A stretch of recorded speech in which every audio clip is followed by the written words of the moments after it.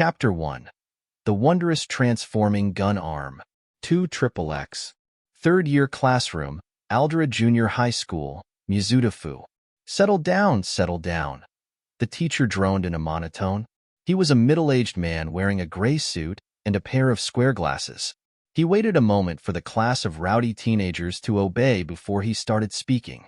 Now, since you are all in your third year, it's time for you all to start thinking about your futures. Rummaging around in his desk, he pulled out a stack of papers from under his lectern and held them up. I should be helping you to prepare for this. I even prepared these career aptitude tests ready for you. But you all want to be heroes anyway, so why waste our time? With that, the teacher threw his forms into the air as his students cheered and started showing off their quirks. One boy had a neck that could extend, while another chomped the air with oversized jaws and teeth. One lit his hands on fire, while another let out a breath of ice. The array of quirks was astounding. Out of the entire class, though, only two boys didn't join in. One was a boy with blonde hair, whose red eyes seemed to be in a permanent scowl. He had his legs kicked up on his desk and a derisive sneer on his face. The other was a boy near the back of the class. He had puffy green hair and seemed to hunch in on himself as everyone else showed off. A curious thing to note was that he constantly seemed to rub his hands together for a brief moment before separating them like a nervous tick. His blue, slightly metallic-looking hands. Yes, you all have amazing quirks, but cut it out, kids. You aren't allowed to use them at school, the teacher droned. As everyone else got under control, the angry blonde boy scoffed loudly. I teach, don't put me on the same level as these extras. I'm the goddamn real deal. While the best of these rejects will be lucky to be a sidekick to a D-list hero. The hell, man? Bakugo, you bastard. Looking down on us? Bakugo smirked back arrogantly. Of course I am, extras. I could fight all of you at once and come out without a scratch. Or do any of you weakling wanna try and prove me wrong? When only nervous, intimidated silence followed, Bakugo merely snorted again. That's what I thought. Well, you do have impressive test results, the teacher mused absently, ignoring the way his student was threatening his classmates. Maybe you'll get your wish and get into UA as you want. It is your first choice, right? A rustle of whispers ran around the classroom at that casual announcement. Ooh-ah. The top heroic school in Japan? The one with the 0.2% acceptance rate? It's impossible to get into. Impossible for scrubs and extras like you lot. But not for me. Bakugo bared his teeth in a caricature of a smile. I got the top score in the mock tests, and my quirk is the strongest at this school. UA is the only place that's worthy of me. Midoriya applied to UA too, didn't he? The teacher mused. This made another rustle go around the class. Unlike the previous one, which was full of shock and awe, this one contained derisiveness and contempt. Midoriya? At UA? Why would someone with a quirk more suited for a thug or a villain try for a hero course? He's delusional. At each sneering comment, Midoriya Izuku shrunk down in his seat and hunched over. Shut it, extras. Bakugo Katsuki shouted, leaping to his feet and letting off a small explosion from his palm that instantly quieted the jeering onlookers, causing many to reel back slightly. Once they were sufficiently cowed, he glared around and snarled. Listen, you scrubs. Deku ain't got a villain's quirk, or have you all forgotten about the battle hero, Gunhead? His quirk is Gatling, for crying out loud. A lot more villainous than Deku's is. Shut your pie holes or I'll blow you up. No one, even the teacher, dared talk back to the angry boy. And Deku's gonna get onto UA because he's my sidekick. The blonde boy continued, settling back into his seat. All great heroes need a sidekick. Like All Might had Sir Night-Eye. So clam it if you don't want to find out what a face full of nitroglycerin tastes like. That, and the teacher's weak, ineffectual and thoroughly pro forma admonishments to Bakugo to not use his quirk in school, were the only interesting things to happen for the rest of the day, for which Izuku was very grateful.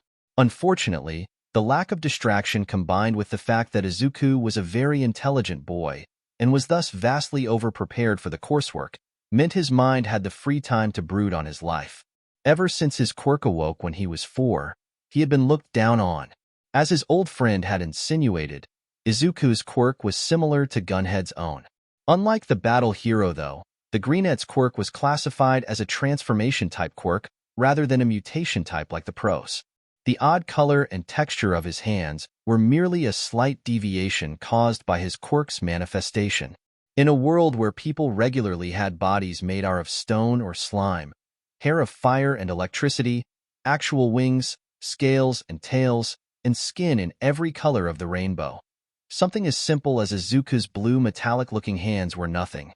As a note, his hands weren't actually metal. They were as fleshy as any quirkless person's. His skin simply had a slightly reflective sheen to it that made them look metallic.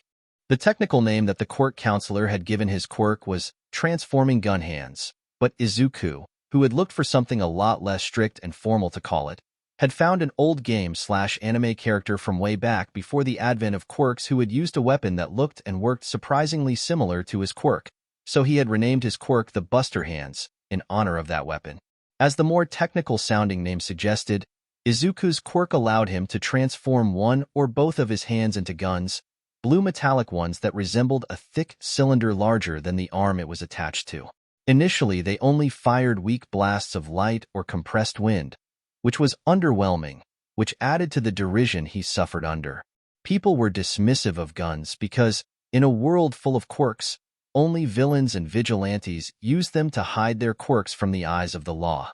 Oh, the police and military used them too, but in a world of heroes, guns were seen as both a crutch and a sign of the bad times before quirks and heroes existed, or at least, that was what Izuku had managed to convince himself of. The day went by quickly and Izuku slouched out of school, avoiding his classmates. He'd barely made it to the school gates when Bakugo whacked him on the shoulder hard enough to make Izuku stumble, which was lightly for his friend. "Deku, you dumbass." Katsuki growled, glaring at him. "You shouldn't give a flying fuck about what those idiots say. Your quirk is awesome strong, especially since it's got a part of mine in it." "Kaken," Izuku said.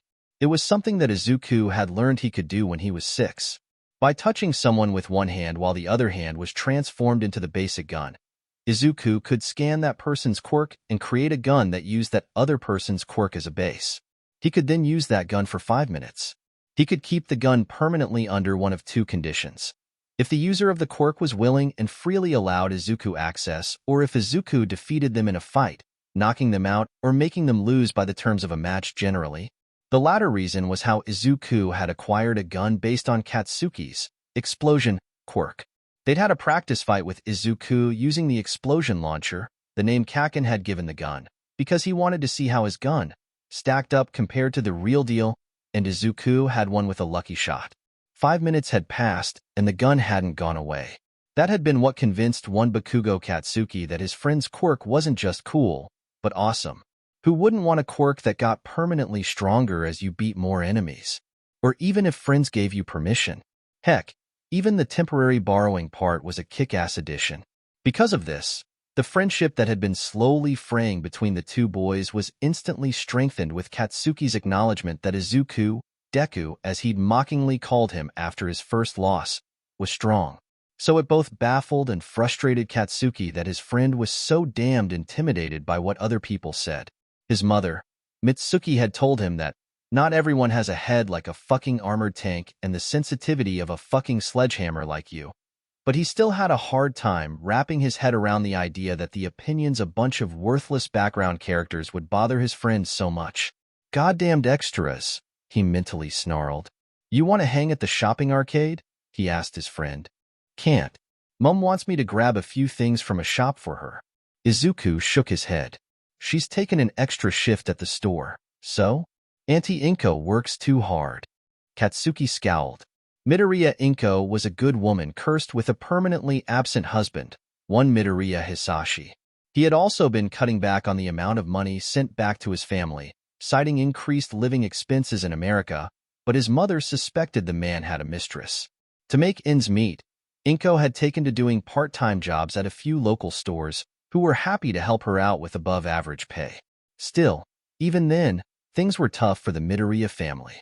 Like mother like son, Inko valiantly put on a strong face in front of her friends and said she was okay. Not that it fooled anyone. Okay.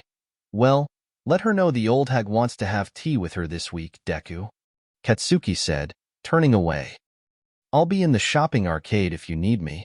Later, Kakin, Izuku said before moving off. The errand for his mother was actually a fairly quick one, just some odds and ends that were needed for about the house that weren't sold in the shopping arcade. He wished Kakin could have come with him, but he knew that the explosion, Quirk user got bored easily, so that was unlikely from the outset. As was the norm when he was alone, Izuku's mind turned to his quirk as he walked. He had permanently adapted 3 quirks into his own.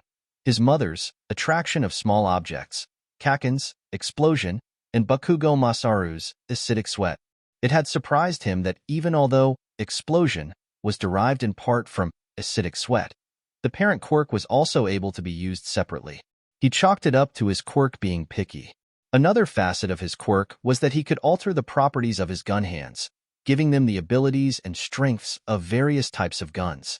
The default was the standard Buster form, but after Izuku had started gun mechanics in order to better understand his quirk, he'd found that, once he knew enough about how a particular kind of firearm worked, he could imitate its various properties using his Buster as a base.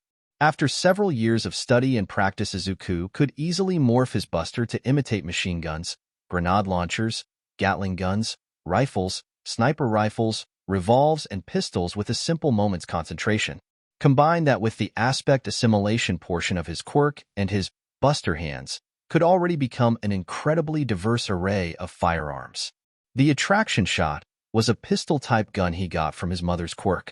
It let him fire energy bullets that, when they struck something, attracted nearby objects to the point of impact, slowly, but it was a pretty cool effect.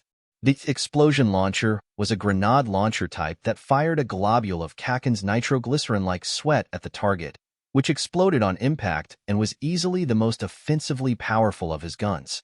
Finally, the acidic shot was a revolver type that fired a globule of mildly acidic liquid at his targets. It was little more than an irritant, but it was a distraction and so was useful. On an interesting note, Masaru was glad that his quirk would be useful for Izuku to use. Still, Kakin is right. I shouldn't let everyone get me down so much, Izuku thought as he made his way home, the bag of odds and ends in one hand. Kakin, Auntie Mitsu, Uncle Masaru, Mom, all of them support me. The others don't know me, and they barely know anything about my quirk, so what they say shouldn't bother. But it does. No matter how he tried to convince himself otherwise, thanks to his lifelong position of being an object of disdain, contempt, and bullying, before Katsuki eventually caught wind and proceeded to remind said bullies of why bullying someone whose best fried punched explosions was a bad idea, by most people he knew, Izuku was a victim of low self-esteem and self-confidence. If you get told something day in and day out for years at a time, you start to believe it yourself without sufficiently strong evidence to the contrary. Villain, vigilante, thug, minion. I have to get over this. How can I be a hero if I can't even conquer my own insecurities? Izuku muttered as he walked through a tunnel. As he reached the midpoint of it, the hairs on the back of his neck suddenly stood up. Years of training and sparring with Kakin had given him a pretty good danger sense, and right now those instincts were screaming bloody murder. A medium-sized invisibility cloak. A slimy voice burbled from behind him. Izuku launched himself forward and away from the voice without a moment's hesitation. You hesitate, you die. Katsuki's voice roared from the back of his mind, barely managing to avoid several long tendrils made from a slimy muck that looked they'd just oozed out a sewer. Turning his leap into a roll with the ease of long practice, Izuku managed to quickly regain his feet and turn around, only to freeze up as he caught sight of the person that had tried to grab him. And he used the term person very loosely in this case. The thing looming in front of him was more like a giant blob of noxious green sludge. The only components even resembling humanity in it were a pair of large, bloodshot eyes and a set of craggy teeth sitting in disjointed place at the top of the slime thing. He knew quirks could cause some extreme mutations, but this...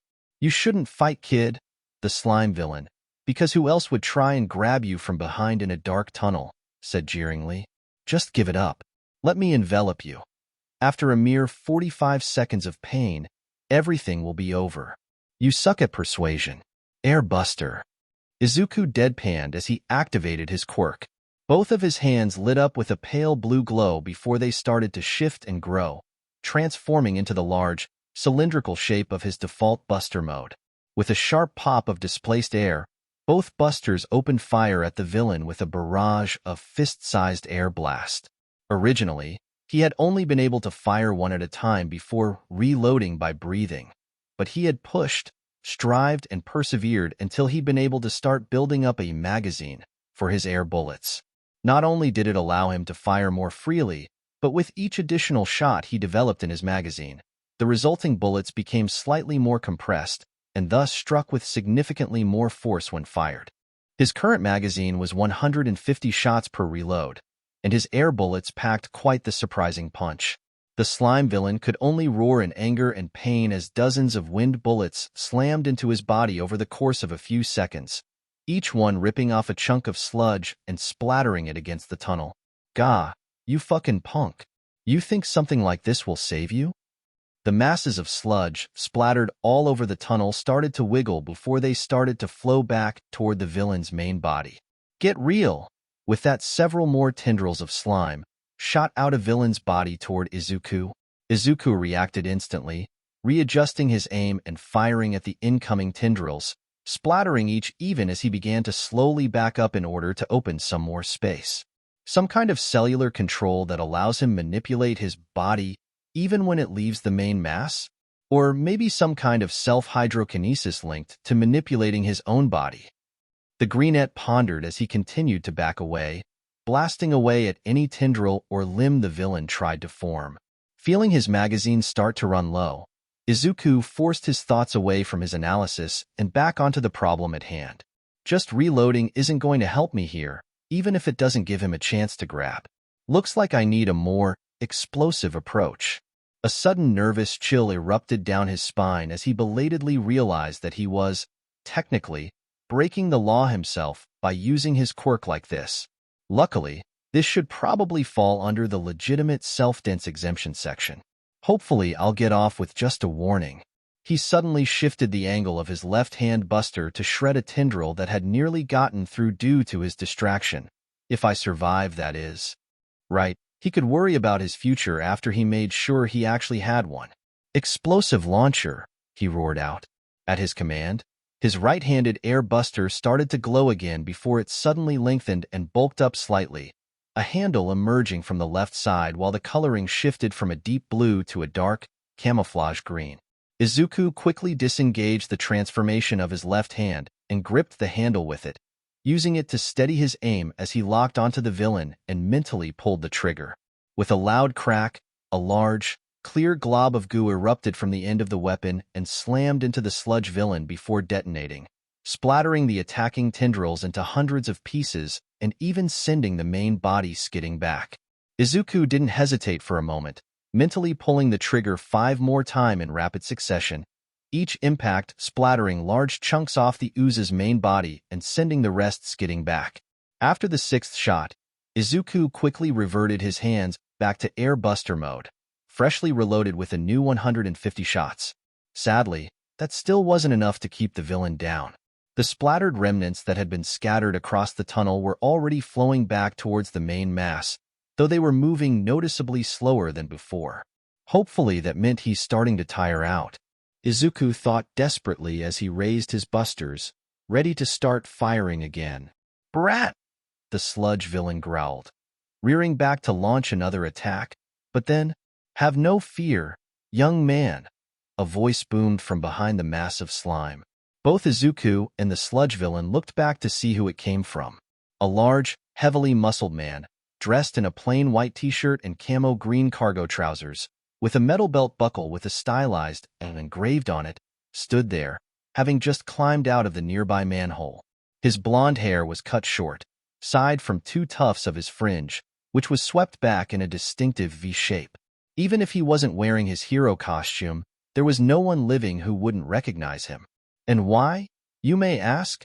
The #1 pro hero, All Might, said. Because I am here. All Might, the sludge villain howled in a mix of fear and fury. He promptly forgot about Izuku and sent a barrage of slimy tentacles towards All Might. With almost contemptuous ease, the large man avoided the attacks and rushed in, right arm drawn back. "Texas, smash!" he shouted, throwing his fist forwards and unleashing a massive bullet of wind that dwarfed even Izuku's best shot from the airbuster. "Wind? Pressure?" the slime villain gurgled before he was scattering into small globs all over the tunnel, except on Izuku, who looked on in shock. Holy! He punched so hard that the air pressure alone was enough to tear that villain apart, the greenette thought in shock. Not only that, he aimed it on the fly, so that not only would I only be hit with only a mild breeze, he also ensured that the hit would scatter the villain's slime around me, but not on me. That much power, but he controls it so perfectly. That's insane. All Might, he squeaked. Out of all of the heroes in existence, there were no others that Izuku fanboyed over more than this man. My apologies, young man, All Might said as he walked forwards. This miscreant escaped into the sewer system as he fled from me, and you were forced to defend yourself until I managed to catch up. I don't usually make rookie mistakes like that. And no, it's fine. Izuku stammered. Why, you arrived just in the nick of time, just like always. I was at my limit dealing with him, really, so don't apologize, All Might. Ahahaha, the hero guffawed merrily. Still, you must have quite the quirk to hold out against this character for so long. Might I ask what your quirk is? Oh, it's called Buster Hands, Izuku said with a nervous gulp. I can transform my hands into G-guns that fire bullets of compressed air or beams of focused light. I can make them have the functions and abilities of any G-gun that I've studied, and I can also adapt the quirks of others into guns if I touch them. I can keep the adapted quirk guns if I have the permission of the original quirk holder or if I beat them in a fight, he offered, raising up one of his busters in demonstration. My word, that's quite the powerful quirk. Toshinori Yagi mused as he listened.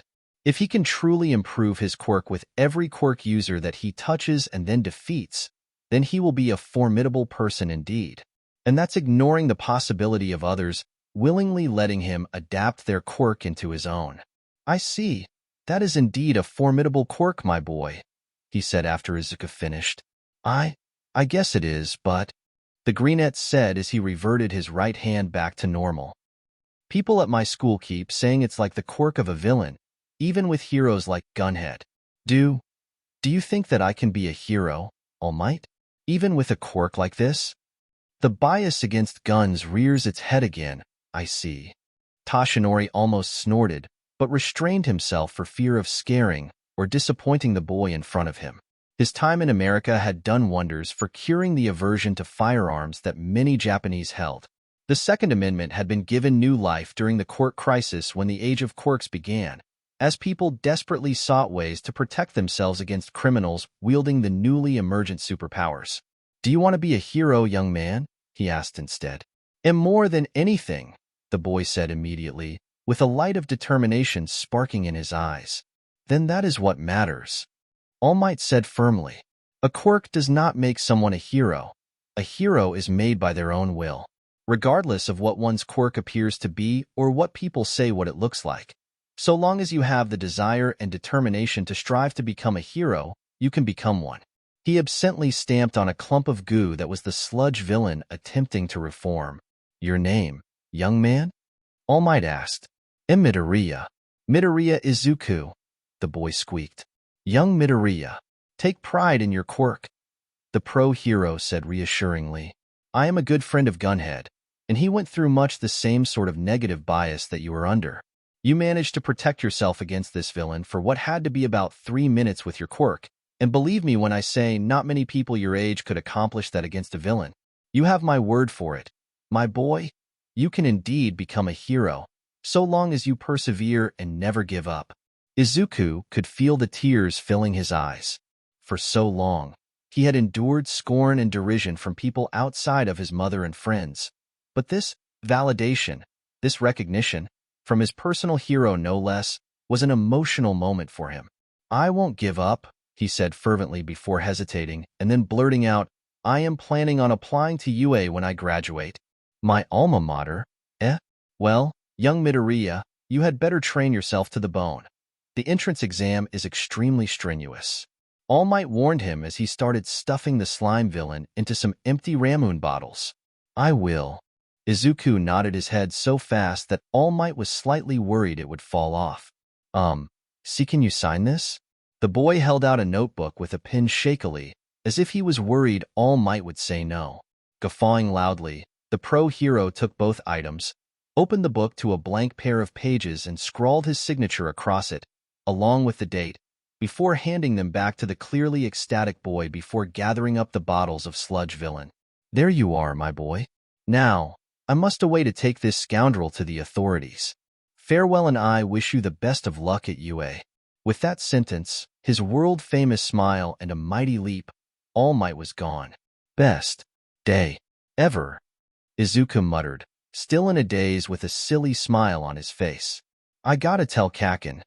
Chapter 2. Sludge Villain, Second Shot. On top of a nearby roof, Mizudafu, Yagi Toshinori let out a deep huff of breath as his body shrunk, shriveling down to his weakened, skeletal form. Dear God, I feel so pathetic like this. The hero thought ruefully as he leaned against the rails of the roof to try and catch his breath.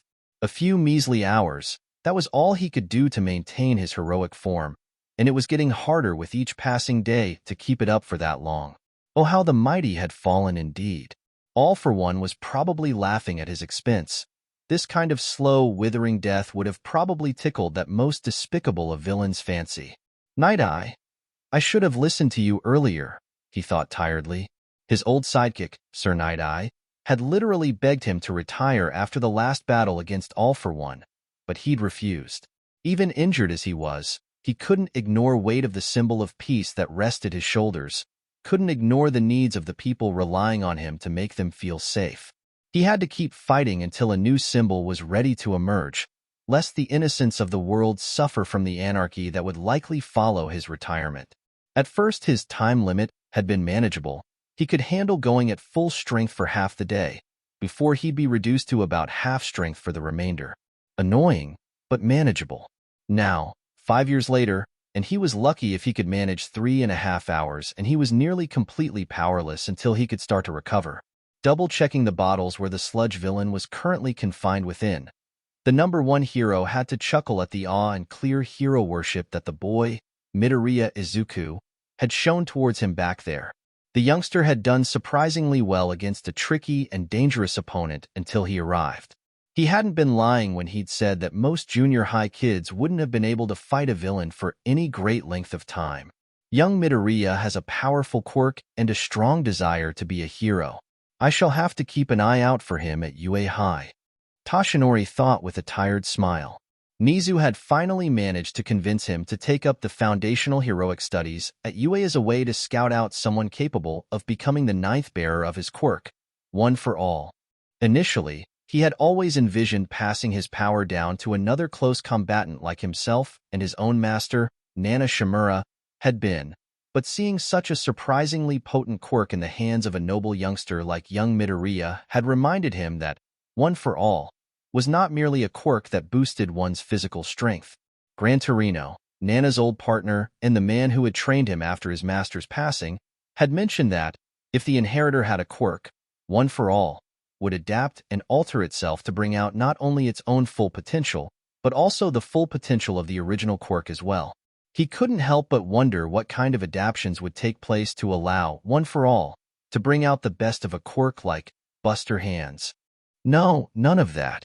Toshinori reprimanded himself. He's proven himself to be strong and to possess potential, yes, but not worthy. Not yet. I have to keep in mind that Sir Night Eye has recommended young Tagada as a possible contender, and I must admit that the young man's certainly grown splendidly under Mirai's guidance. Tagada Mirio, who had chosen the name Lemillion for his hero name, had truly become a powerful hero under the careful guidance of Toshinori's former sidekick. All of his problems with his quirk, permeation, had been solved after just a year of interning under Night Eye, and the youngster was already showing himself to be far more powerful than a fair amount of pro-heroes that Toshinori knew. Toshinori needed time to carefully select the one who would be his successor. Either that or absolute proof that a person was perfectly suited to be the ninth bearer. Right. I'd better get this miscreant to the police as I told young Midoriya I would. The man nodded firmly before taking a deep breath as he swelled up in his muscle form. Haha. Away I go. Leaping into the air, All Might neglected to notice that the large pocket on one leg of his cargo trousers had ripped thanks to the strain of both the bottles and the sudden shift in his size. The bottles fell to the ground and smashed, releasing the sludge villain into the wild once more.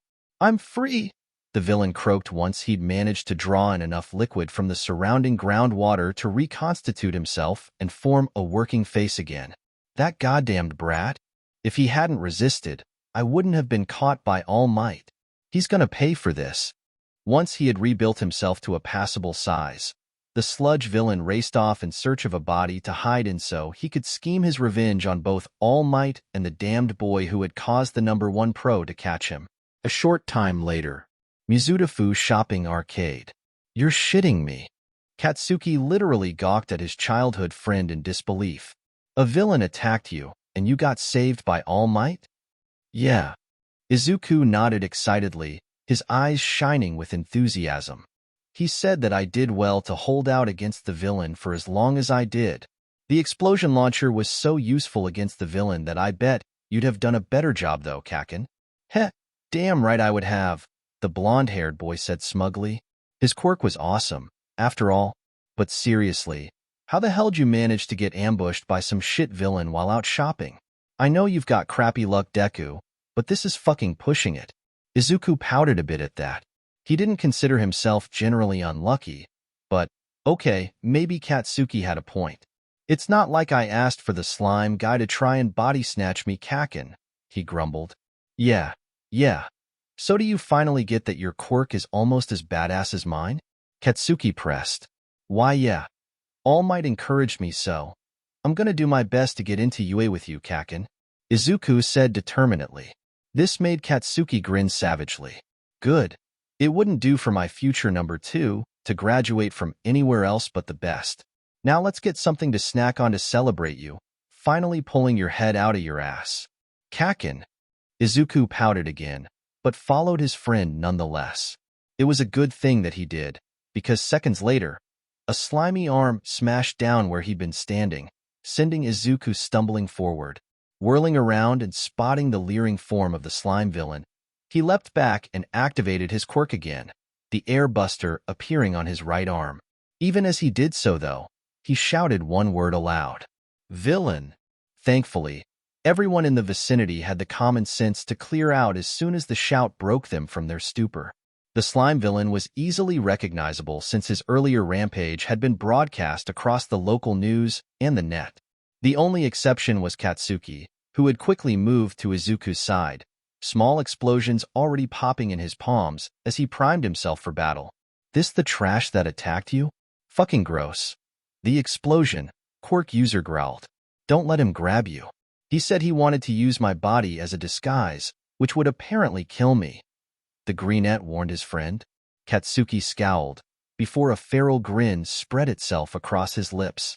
Like I'm gonna let Slimer over there get fucking near me.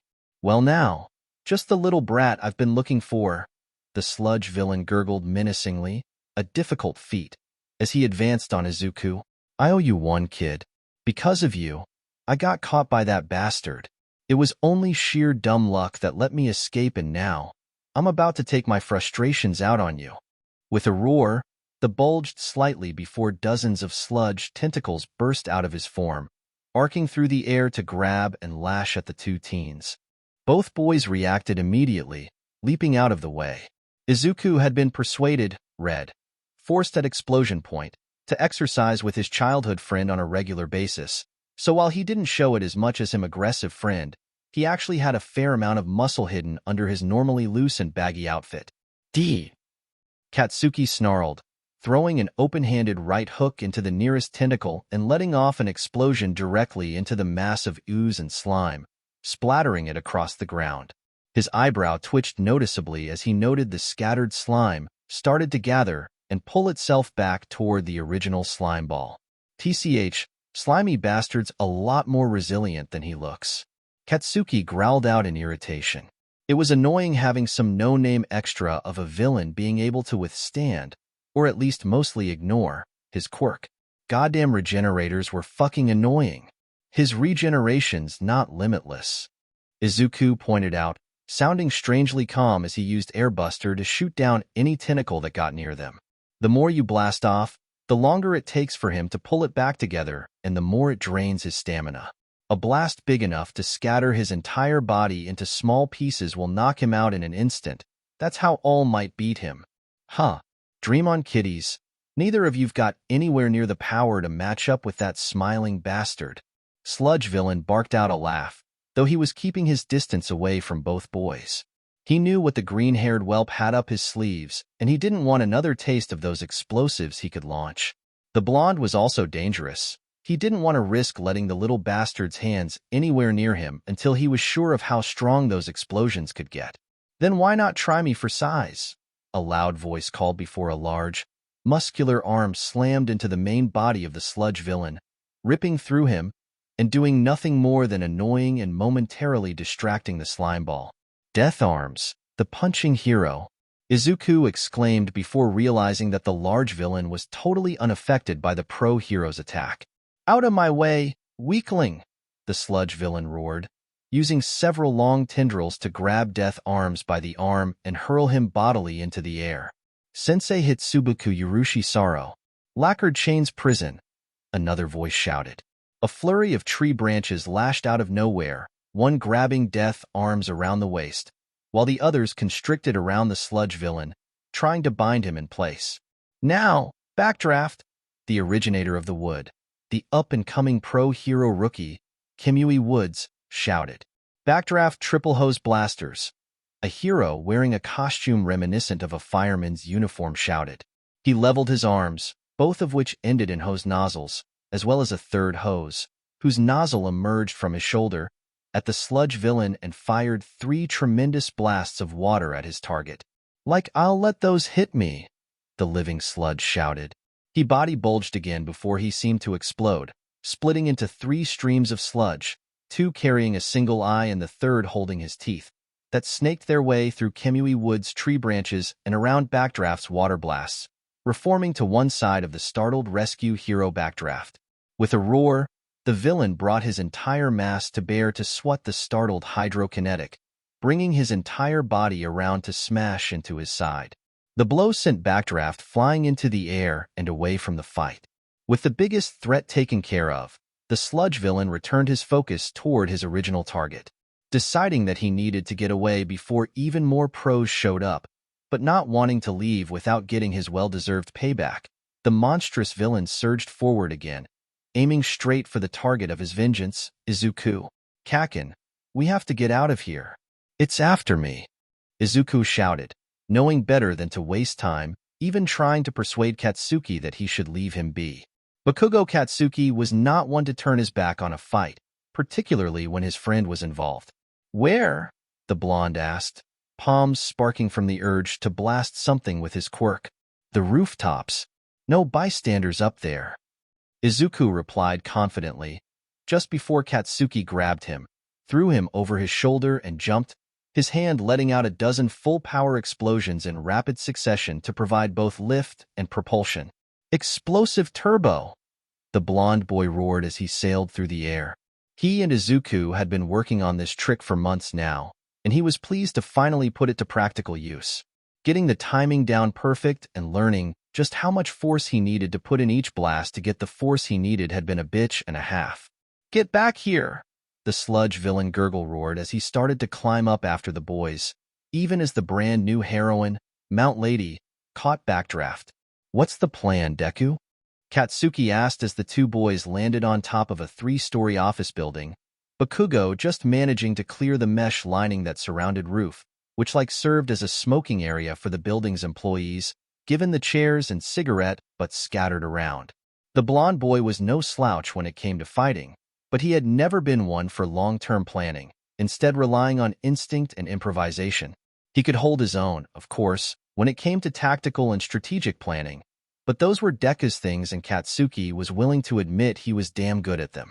Bakugo Katsuki might have been a singularly egotistical and arrogant individual in many ways, but he was willing to admit when someone else showed they could hold their own in a particular field. It made crushing them with his own abilities all the sweeter. After all, Kaken, I'm going to have to use that again, Izuku stated grimly as they raced to the other side of the roof, his eyes hardening as he glanced behind them where the first tendrils of the sludge villain had reached the roof's edge. Katsuki blinked, before scowling furiously. Are you fucking nuts? He barked out. The last time you tried to use that damn trick you nearly blew the light buster to fucking Kingdom Come. Your arm was in a cast for 2 freaking months afterwards, Deku? I know. Izuku bit out. And this time I'll be using the explosion launcher. Katsuki could only stare at his partner in shock. Do you want to blow your entire damn arm off? He growled out as they reached the edge of the roof. The sludge villain had just finished pulling himself onto the rooftop and was oozing his body through the mesh siding. I know it's risky, Izuku agreed grimly, but it's the only way we can pull out anything close to an All Might level smash. Katsuki would have loved to argue that, but even he would admit that All Might was on a whole other level of power. He and Izuku had a couple ideas for super moves that might allow the explosion user to match that kind of power eventually, but they were still months, if not years, of training away from being feasible. Gritting his teeth, Katsuki stepped forward. Fine. He growled out, but I swear if you lose a fucking arm, I'll rip the other one off myself and beat you bloody with it. I'll hold Slimer back until you're ready. Izuku gave his friend a grin. That was Kaken for Don't Get Hurt, and I trust you. Thanks. TCH, you owe me an All Might figure for this. The explosion, Quirk user huffed. The Silver Age one. Got it. The greenette nodded before shifting his right hand from airbuster to explosion launcher in a flash of green light and aiming it right at the sludge villain. Then he began concentrating, even as Kaken launched himself toward the rolling mass of slime and evil, explosion bursting from his hand both to splatter the villain and to launch himself out of the way of any incoming tendrils, all while screaming his native battle cry. D-G-U-H? You irritating little insect? The sludge villain growled in annoyance as several explosions ripped through his body, splattering him across the rooftops and even sending several small blobs down to the ground below. He was forced to let those go, focusing on reassembling most of his body as he tried to swat away the exploding gnat. As Katsuki fought, Izuku focused on his transformed right hand. The last time I tried this was when I was 13, and I haven't tried it since because of the damage it did, he thought grimly. And that was just with the light buster. The explosion launcher is several times more powerful when it comes to sheer destructive potential. Hoo boy, Mum is going to ground me for a month if she finds out about this. As a green glow started to build around his drum magazine, Izuku felt a small tendril of relief flow through his body. The last time he tried this, his light buster had simply started smoking and shaking the moment he'd started. Maybe his buster's durability had improved as he aged, or perhaps the explosion launcher was simply more durable on its own. It might have something to do with it coming from Kaken's quirk, rather than being purely mine.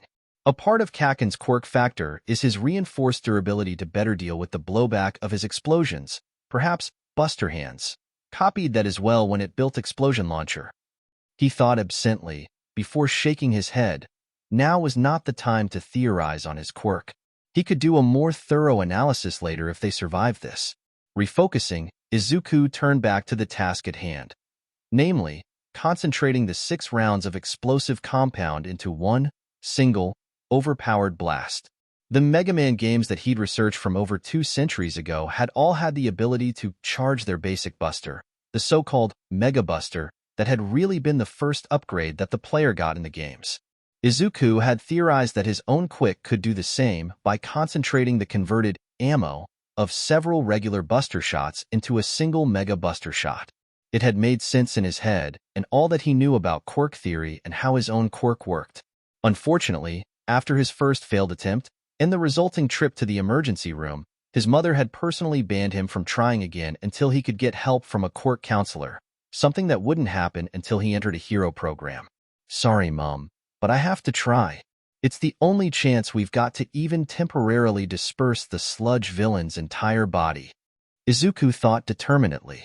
Even if can only combine just 3 rounds at once, that should be enough. So please, work. As if answering his unvoiced prayers, the drum of his quirk brightened again before shifting, transforming from a 6-round design into a 3-round drum. Izuku smiled brightly at the change, before his smile turned into a savage thing that looked like it belonged on either his best friend or a particularly hungry tiger. Kakin now. Izuku roared as he adjusted his sights on the sludge villain. Katsuki, whose movements were starting to get more erratic as he began to start feeling himself dehydrate and the sludge villain began to close in on him. Not that he'd ever admit that anyone, snarled in response before bringing both palms down and releasing the most powerful explosion he could as he leapt into the air. The resulting explosion not only sent him flying backwards and away from the villain, but it left Slimer reeling as well from the shock and point-blank explosion that sent chunks of his scattering in all directions. Katsuki landed in a roll a few feet to the side of his friend, even as the one of the globs hit his friend right on the left hand where it bracing the explosion launcher. In a flare of muddy green light, the limb shifted into a barrel and tank set that looked like it was taken off a super soaker. Of all the times, never mind. Izuku ground out as he quickly reverted his left hand and leveled his explosion launcher at the sludge villain again. 3-round concentration. Mega Explosion Buster. The sound of the shot being fired was less like a grenade going off and far more like the firing of a tank's main cannon. The sheer force of it threw Izuku back off his feet and into the roof's mesh siding.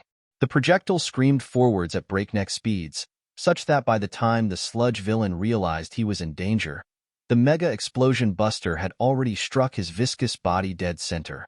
With a roar that would have put any of Bakugo's previous attempts to shame, the sludge villain detonated in a massive wave of concussive force and sound that almost completely covered the shriek of rage, fear, and panic the villain let out.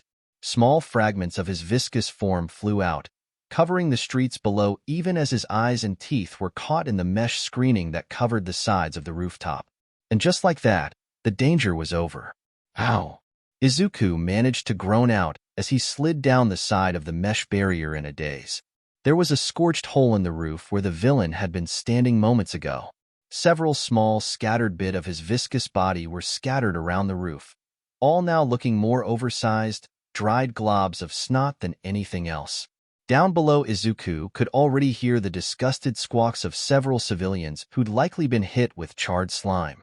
He couldn't really blame them. That stuff looked gross. Vaguely, he noted that one of the villain's eyes was caught in the mesh screen nearby. Holy shit, that was awesome. Katsuki muttered out as he came over, looking at where the sludge villain had stood. And you did that with a gun made from my quirk? You think I could do something like that? Well, yeah. It isn't like the explosion launcher is stronger than your quirk. Each round is verifiably weaker than one of your regular blasts. I just focused 3 rounds into a single shot, so the resulting explosion was a lot more potent than what I can normally produce. Izuku said with a shake of his head to try and clear the ringing in his ears. Think we should head home now? Looks like the heroes want to scold us first. Katsuki snorted, looking over the side of the roof to see 3 clearly ticked-off heroes standing on the ground and looking up at them pointedly. Better get it over and done with then. Izuku groaned. He was a bit uneasy about getting scolded by heroes, but what did they expect the 2 of them to do when they were being chased by a villain? Give up and let themselves be drowned in slime? The scolding from Kimui Woods, Backdraft, and Death Arms went on for about 15 minutes before Katsuki's tenuous hold on his temper snapped, and he cruelly pointed out how useless the 3 of them had been against the sludge villain, while he and Izuku had taken care of him for them. That hadn't endeared him to the 3 heroes, especially Death Arms, but Kimui Woods, despite his irritation, clearly recognized that while Izuku and Katsuki had illegally fought a villain with their quirks, they had also been within their rights to defend themselves under the self-defense section of the law. The sludge villain had clearly been targeting Izuku, and that granted the boy the right to fight back and defend himself, with his friend being granted the same right by proximity. Because of that, he let the 2 off with a warning and shooed them away before the 3 heroes joined in on the efforts to gather up the scattered pieces of the sludge villain from around the area. TCH, Damned extras. Katsuki grumbled. None of the heroes on duty today had graduated from UA High, nor were they anywhere near the top of the hero rankings in any particular field, or had they done anything to impress him personally. Thus, the explosion user had quickly and effectively mentally regulated them to the roles of supporting characters, barely better than background characters due to the fact that they were pros and thus deserved some acknowledgement. They were simply beneath his notice or concern, and were thus treated as irrelevant. Kaken, you shouldn't have been mean to them, Izuku said reprovingly. They were just doing their jobs. Yeah, right. You and me did all the heavy lifting for them, Deku, the blonde boy scoffed. We kicked Slimer's ass without any help from those extras, and now they're just being pissy because a real main character and his side character showed them up, he stated arrogantly, before looking back at his friend curiously. And didn't you even get a new gun out of it? Yeah, I did. The greenette nodded automatically, hands clenching involuntarily. Given that it was the sludge villain's quirk that I got it from, I can think of a couple of things it could do. As Deco started to go into detail about a couple of the more likely possibilities his quirk could have adapted the villain's quirk into, Katsuki couldn't help but smirk wildly. He and his sidekick were going to own UA High, and once they'd conquered there, the number 1 and number 2 slots were as good as theirs. Behind the two boys, unbeknownst to them, Yagi Toshinori watched the two with curious eyes. He'd realized that he'd lost the bottles containing the sludge villain a short time after he leapt into the air from the building. Cursing his own incompetence, he'd run out of time for his transformed state and searched on foot for the villain. Toshinori had arrived just as the sludge villain had followed Izuku and Bakugo up onto the rooftops. The power of that blast, if I had to guess, I'd wager it was less than half as strong as a Texas smash, but it was more concentrated in its area of effect. That's the reason it was able to disrupt that villain to the same extent. The number 1 pro hero thought seriously as he watched the two boys. The blonde young man with Midoriya wasn't completely wrong. While the heroes were in their right to scold them for recklessness, jealousy also played its part.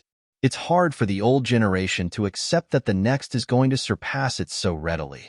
Both boys possess a truly tremendous amount of raw power thanks to their own quirks, and it's clear both had put in quite the effort to train them as well despite their young age. The amount of potential they both possess is simply enormous. Shaking his head, the skeletal version of the hero All Might started to head home for the day, feeling every bit of the strain on his injured and mangled body.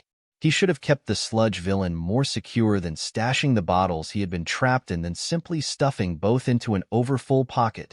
Had it not been for the fact that the sludge villain's targets had been capable of defeating him, Toshinori would be guilty of letting civilians be hurt due to his own failing. I had thought so before this, but young Midoriya is indeed one to watch for. Toshinori thought. I'll look him up later in the week. The determination he showed when he faced that villain down, it is very promising. Coughing up some blood as he moved, the old hero started to make plans. Izuku's gun files. Gun name, Airbuster. Original quirk, initial equip.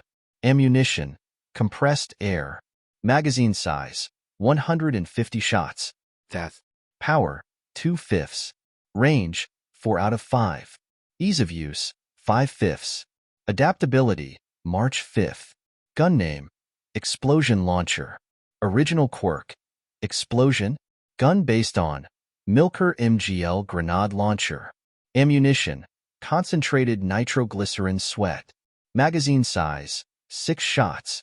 Death. Power, 4/5. Range, 3 out of 5. Ease of use, 3/5. Adaptability, February 5th. Chapter 3. Offer of an upgrade. Later on in the week, Midoriya residence. Midoriya Inko was a petite woman with the same green hair as her son, with a slight amount of puppy fat around her waist that she was constantly working to get rid of, and a slightly weathered face that made her look a bit older than she actually was. The last was due to the constant stress of being a single mother and her various part-time jobs. Yes, she made sure she always had plenty of sleep and 3 good meals, but she worked every day of the week. That kind of stress would run even the most chipper and energetic person a bit ragged. That, combined with the various stresses of raising a teenage boy, despite her sweet baby boy's constant attempt to reduce them for her, and it wasn't surprising that the young mother was more than a bit worn and weathered. Izuku was her pride and joy, and it tore her apart inside that her sweet child had to suffer so much just because of their society's darker stereotypes.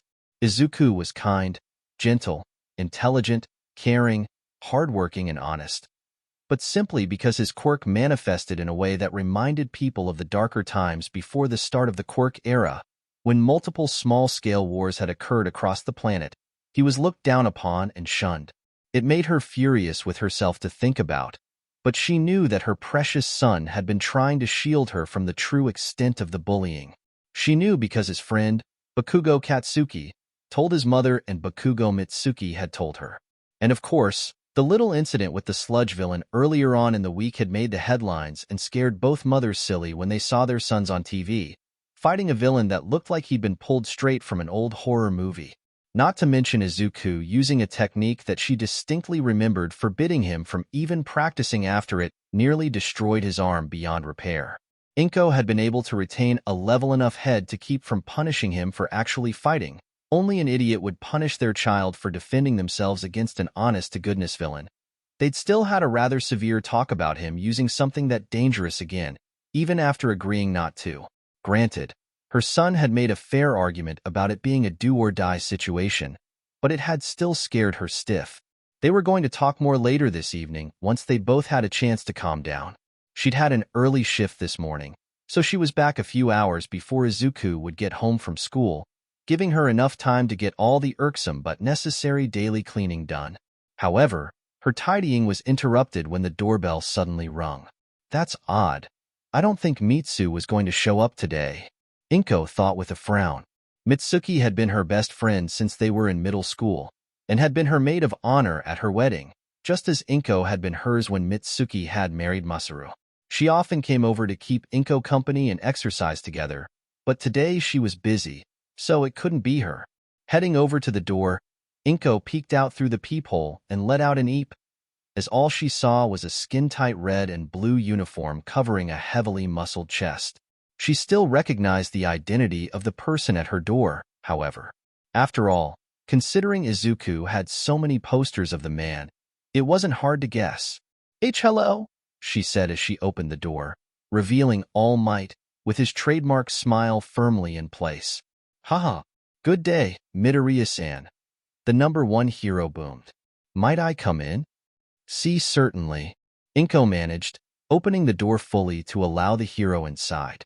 In the next few moments, she showed him into the living room and made him a cup of sencha. It was so surreal to have All Might himself in her home. Izuku would never believe her when she told him. Delicious, Midoriya-san, the larger-than-life man said as he enjoyed his cup, the clay cup looking like a shot glass in his massive hands. I've always enjoyed a nice cup of sencha, but never had a hand for making it. For some reason, everyone I meet usually insists on serving me coffee instead. Oh, your time in America might have something to do with that, possibly? Inko offered hesitantly as she sat on her own seat, mind still reeling and wondering what the symbol of peace was doing in her home. Very likely. All Might agreed ruefully with a slight nod. I do like coffee, make no mistake, especially in the mornings, but it's not something I have the taste for all the time. Now, to cut straight to the heart of the matter, he very carefully placed his cup down before bowing his head towards a very surprised Inko. I am here to apologize, Midoriya-san. Apologize? Whatever for? The green-haired woman asked in shock. I take it you are aware of the incident with the sludge villain that your son and young Bakugo got drawn into earlier this week? The pro-hero asked as he sat up again. When Inko offered a hesitant nod, he nodded resolutely on his own good. Sadly, that entire incident, from beginning to end, was in part due to my own negligence, I am ashamed to admit. You see, it was my day off, and I was out doing a bit of grocery shopping, and was right on the scene when that grisly fellow tried to steal a purse. I naturally stepped in and interfered, but the slippery cad managed to escape and flee into the sewers where I lost track of him for several moments. By the time I caught up with him, the sludge villain was already attempting to accost young Midoriya, who was actually holding his own most adroitly against the rogue before I stepped in and dealt with him. He went after my boy before the televised incident? Inko demanded angrily, mostly at the villain, though she was more than a bit annoyed at her son for failing to tell her he'd been attacked twice in the same day. Unfortunately, yes. All Might nodded. Unfortunately, since I was out of uniform at the time, I didn't have my utility belt, so was forced to make do with storing the villain in some bottles I'd found nearby. As you can no doubt guess, the villain managed to slip away from me. One of the pockets I was carrying him in ripped in mid-jump, and by the time I noticed and found where they'd landed, he'd already made his getaway and apparently went hunting for young Midoriya out of revenge. Inko Midoriya was not, generally speaking, a woman given to violence. She had always been the type who'd prefer to talk things out and settle things peacefully whenever possible, but when her son was brought into the matter, this changed considerable. Mama Bear was a thing for a reason, and Inko's picture should be in the dictionary next to it as a prime example. Letting out a calming breath and reminding herself that her son was safe, Inko turned back to All Might and nodded. Go on, please. Ah yes, Saham. The large man cleared his throat from where he'd been forced to give the young woman opposite him a moment to get a hold of her emotions. By the time I was able to track down the villain, your son and his friend were already engaged with him on the rooftop. I was just about to join in when young Midoriya launched that most impressive attack of his that ended up scattering the sludge villain in much the same way I'd done before. So you see, I am at fault for your son being put into harm's way the other day, and I felt I must apologize for it first and foremost. Inko was quiet for a moment as she put her thoughts together. If you'd had your normal capture tools, would you have been able to contain him better? Inko asked to clarify something. Most assuredly. The number one agreed with a sharp nod. My utility belt and all its contents were personally prepared for me by my good friend David Shield on Island. There are miniaturized capture tools contained in that belt designed to deal with containing, or at least restraining, almost any kind of quirk you can imagine. I know for certain that there's at least one or two that would have easily contained the sludge villain's quirk easily enough. You can trust I'll be sure to have it on me, even when I'm off duty going forward. Inko let out a sigh. So long as you've at least learned from the incident, I can't really blame you for an honest mistake, especially since it was your day off and my Izuku came through it mostly unscathed. The elder Verdette offered tiredly. God alone knows she wouldn't be going into work if it was her day off, if she ever had one anyway. So a part of her couldn't help but admire his dedication to helping people, even if he'd been a bit ham-handed about it.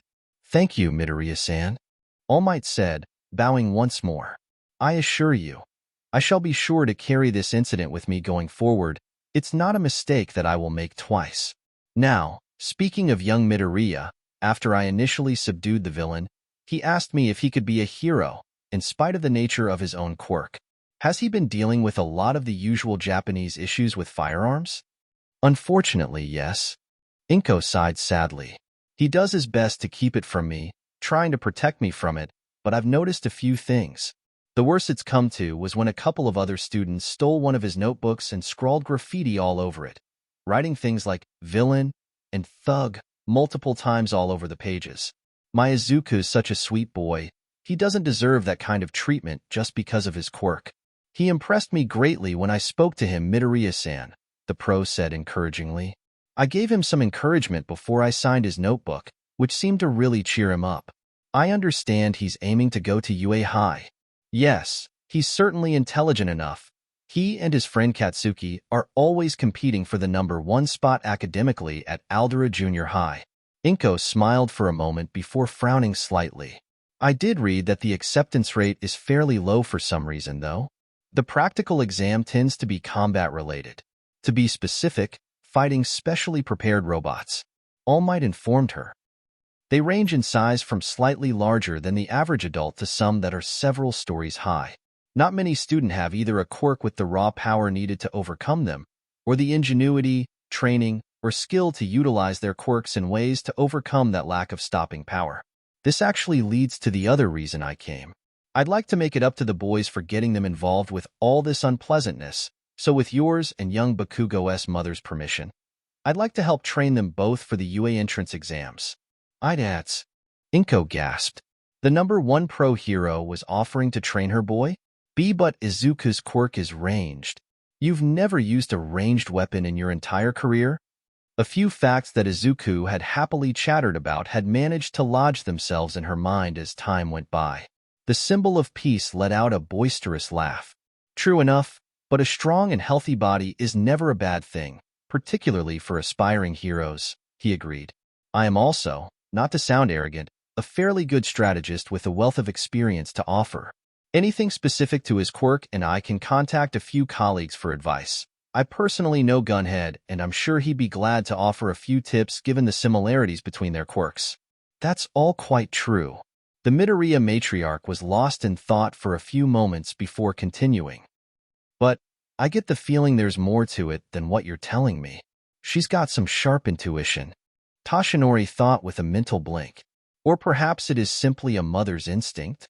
Taking in a breath, All Might responded. Midoriya-san, I watched your son, a young man of barely 15, stand up and fight a villain whose quirk gave several pro heroes trouble, not once but twice, and come out of it almost unscathed using only whatever training he and his friend had managed to cobble together on their own. All Might stated seriously. At the same age, I would have been hard-pressed to do as well as either of those young men. More than that, I see immense potential in both him and his quirk, particularly if its ability to grow stronger by defeating other quirk users holds true. Young Bakugo shows the same potential with a fierce fighting spirit and talent that clearly complements your son's own. You ask why I want to train them? It is because I can see that both will grow into amazing heroes, and I want to help see the next generation flourish. Inko felt herself starting to tear up. No one aside from the Bakugo family had ever said anything like this to her. No one had ever believed in her little boy like she had. To hear it from the number one hero himself was, well, the ultimate form of vindication. Having All Might of all people express his belief in Izuku's potential as a hero made the very small vindictive part of her want to rub it in the faces of all the idiots over the years who had dared to sneer at her son. Inko Midoriya was a kind soul, but she was still human. She could be just as vindictive as any mother when it came to hurting those who harmed her baby. Thank you, Inko said emotionally. Both for your words just now, and for the ones you gave Izuku. He looks up to you so much. My boy has struggled so much thanks to society viewing him so poorly due to his quirk. I'm certain that a couple of days ago was the best day of his life because you supported him. A person should never be judged by what their quirk is, only how they live their lives. All Might said with a shake of his head. Young Midoriya would not have had this kind of problem over in America. The Second Amendment may come with its own share of problems, but it does protect people from foolish notions of the sort that he has suffered under. True enough, to return to our discussion, please take care of Izuku while you're training him. The Greenette bowed towards the pro hero.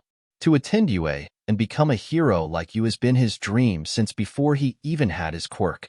I will support him as best I can, like I always promised him I would, even although it does worry me that he'll be going into such a dangerous profession.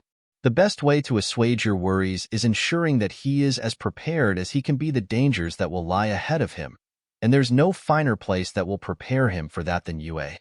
All Might said reassuringly. I am actually going to be teaching there next year, as the Foundational Hero Studies teacher, so I'll be happy to ensure that young Midoriya is taught to the best of my ability, although I would ask that you keep my upcoming status there as a secret. Oh goodness, Izuku will be thrilled once he finds out. Inko breathed. I will, of course, keep this quiet as you asked. Now, what exactly have you planned for my boy's training? Same time. Night Eye Agency, Tokyo. As the housewife and pro-hero got down to a proper discussion, another man was contemplating similar affairs.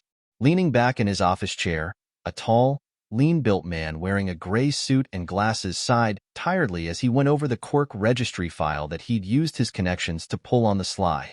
Quirk holder, Midoriya Izuku. Quirk name, Buster Arms. Type, transformation. Visible marks. Skin covering the hands up to mid-wrist is colored blue and has a reflective sheen. Effect, 1. The holder can transform his hands into firearms that can fire projectiles of either light or wind. With practice, the strength of said projectiles can be increased. Each type of projectile has a limited amount of ammunition, but ammunition does replenish over time in reaction to specific outside stimulus.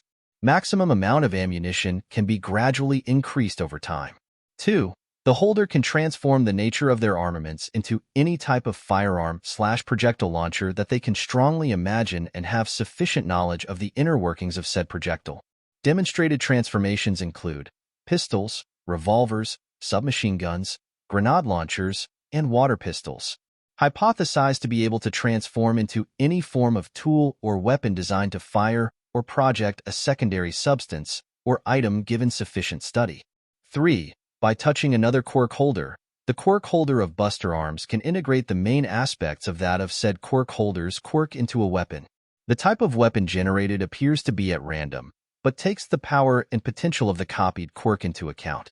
The gun lasts for 5 minutes per touch, but time is automatically reset through physical contact. 4. Should the original quirk holder either defeat in battle or receive permission from the source holder of a copied quirk, the new manifestation is made a permanent part of the arsenal of the quirk holder. No known limit has been established as to the number of quirk weapons able to be stored. It was, at best, a very basic summary on the main points of the boy's quirks. It had no details on what other quirk weapons the boy currently had at his disposal outside of the two based around air and light, and no further details on either of those outside of their source material. No clues on what kind of stimulus replenished the boy's ammunition, or even how much he actually had for each weapon. No ideas whether or not there was any type of quirk his own could not react to or create a new form of weapon out of. That the boy, or his mother, had chosen to not give a greater number of details about his quirk when the registry was being written or updated in the years since, showed a respectable amount of good sense in his own opinion, even if it was proving to be a current irritant. Getting access to these files was not incredibly difficult.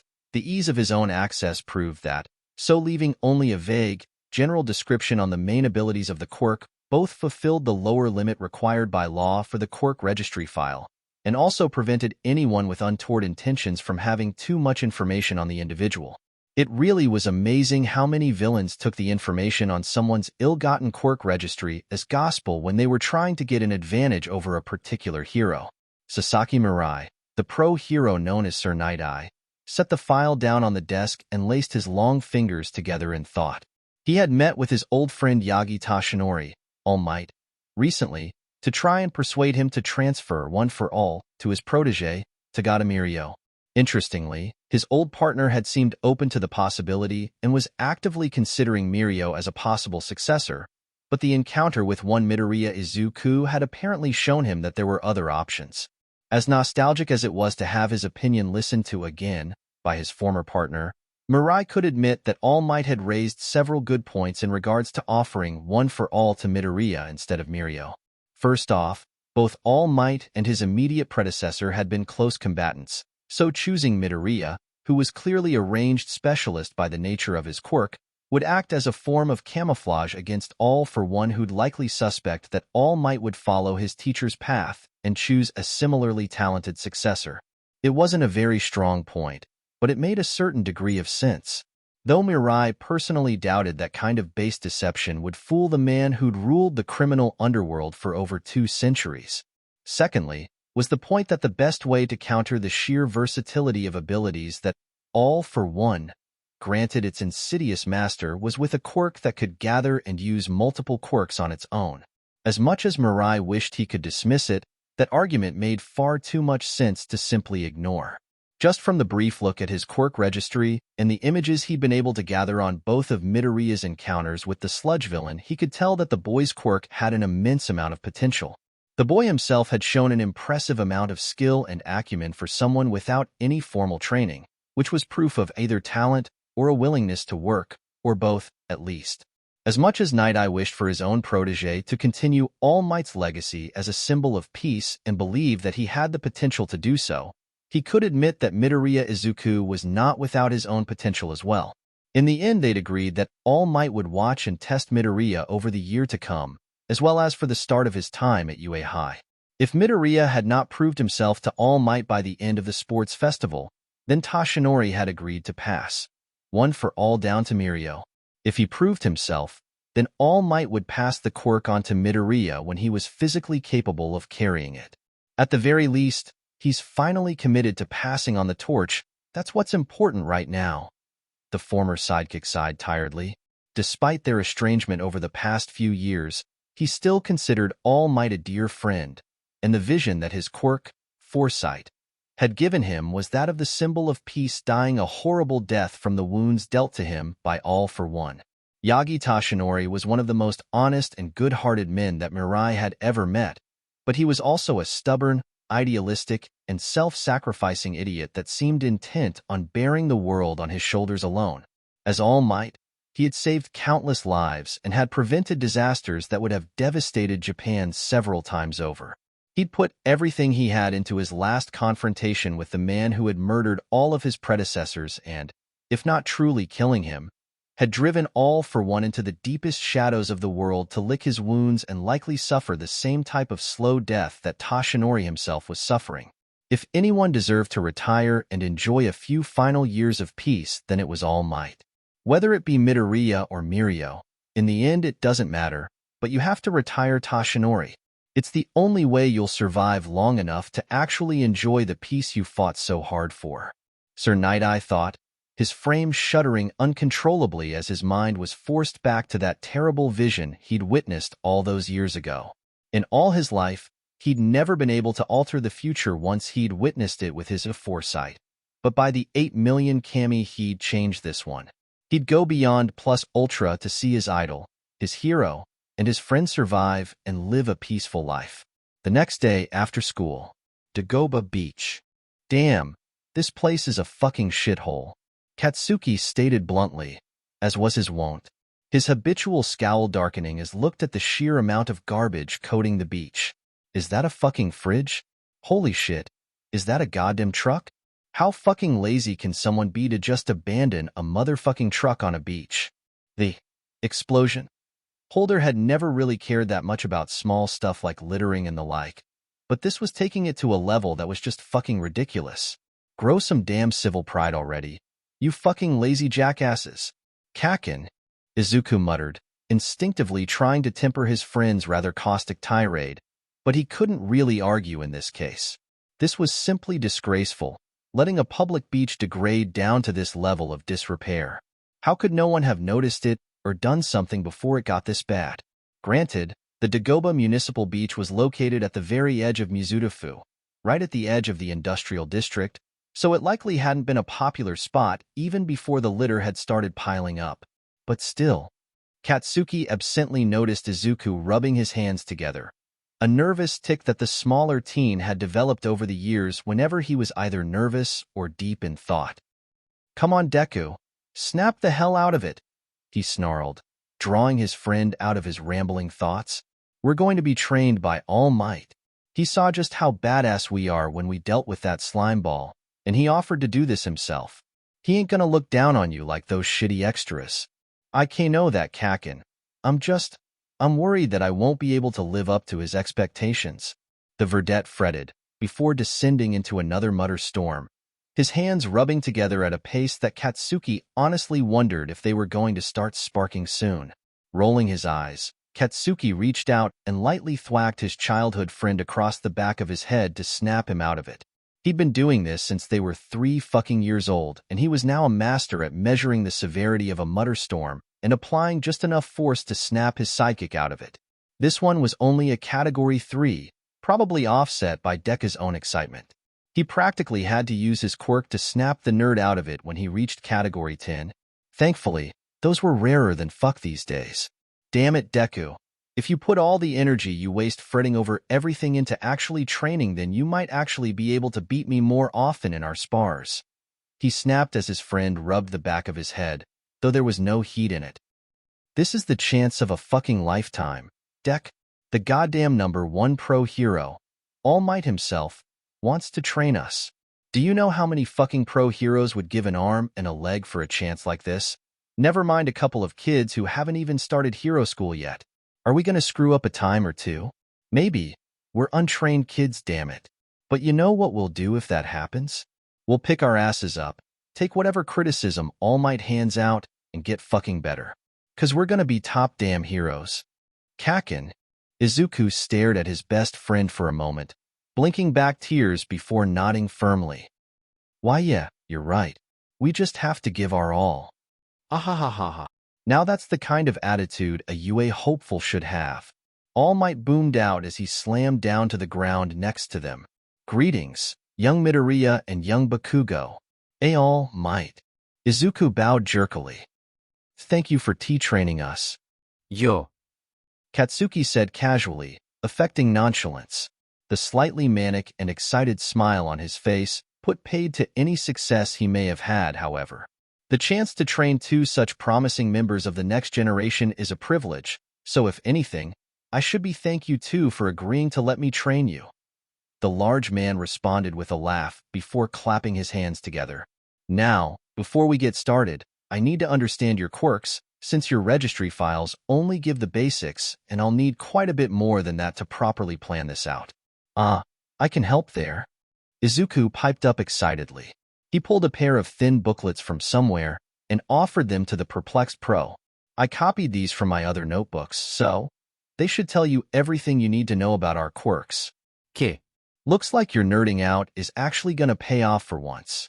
Katsuki jibbed with a smirk. Kakin. Izuku pouted. All Might flipped through the two booklets with all the ease of someone used to reading reports. His eyebrows rose as he scanned the information therein. My goodness, these are quite well written. Clear descriptions, and both seem to have been broken down and analyzed to a point I can understand them easily. They're better written than some of the reports I've received from professional analysts. The pro thought in shock. Not only that, he's included previous training results, possible combat strategies, weaknesses, possible areas of focus and improvement, and even combinations with other known quirks. What a scary talent, and isn't even related to his quirk.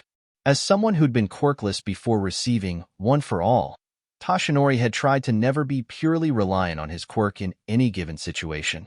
Despite what some other pros, such as Eraserhead, might have thought of him, he was a fairly intelligent person and had learned to outthink his opponents as well as simply overpowering them.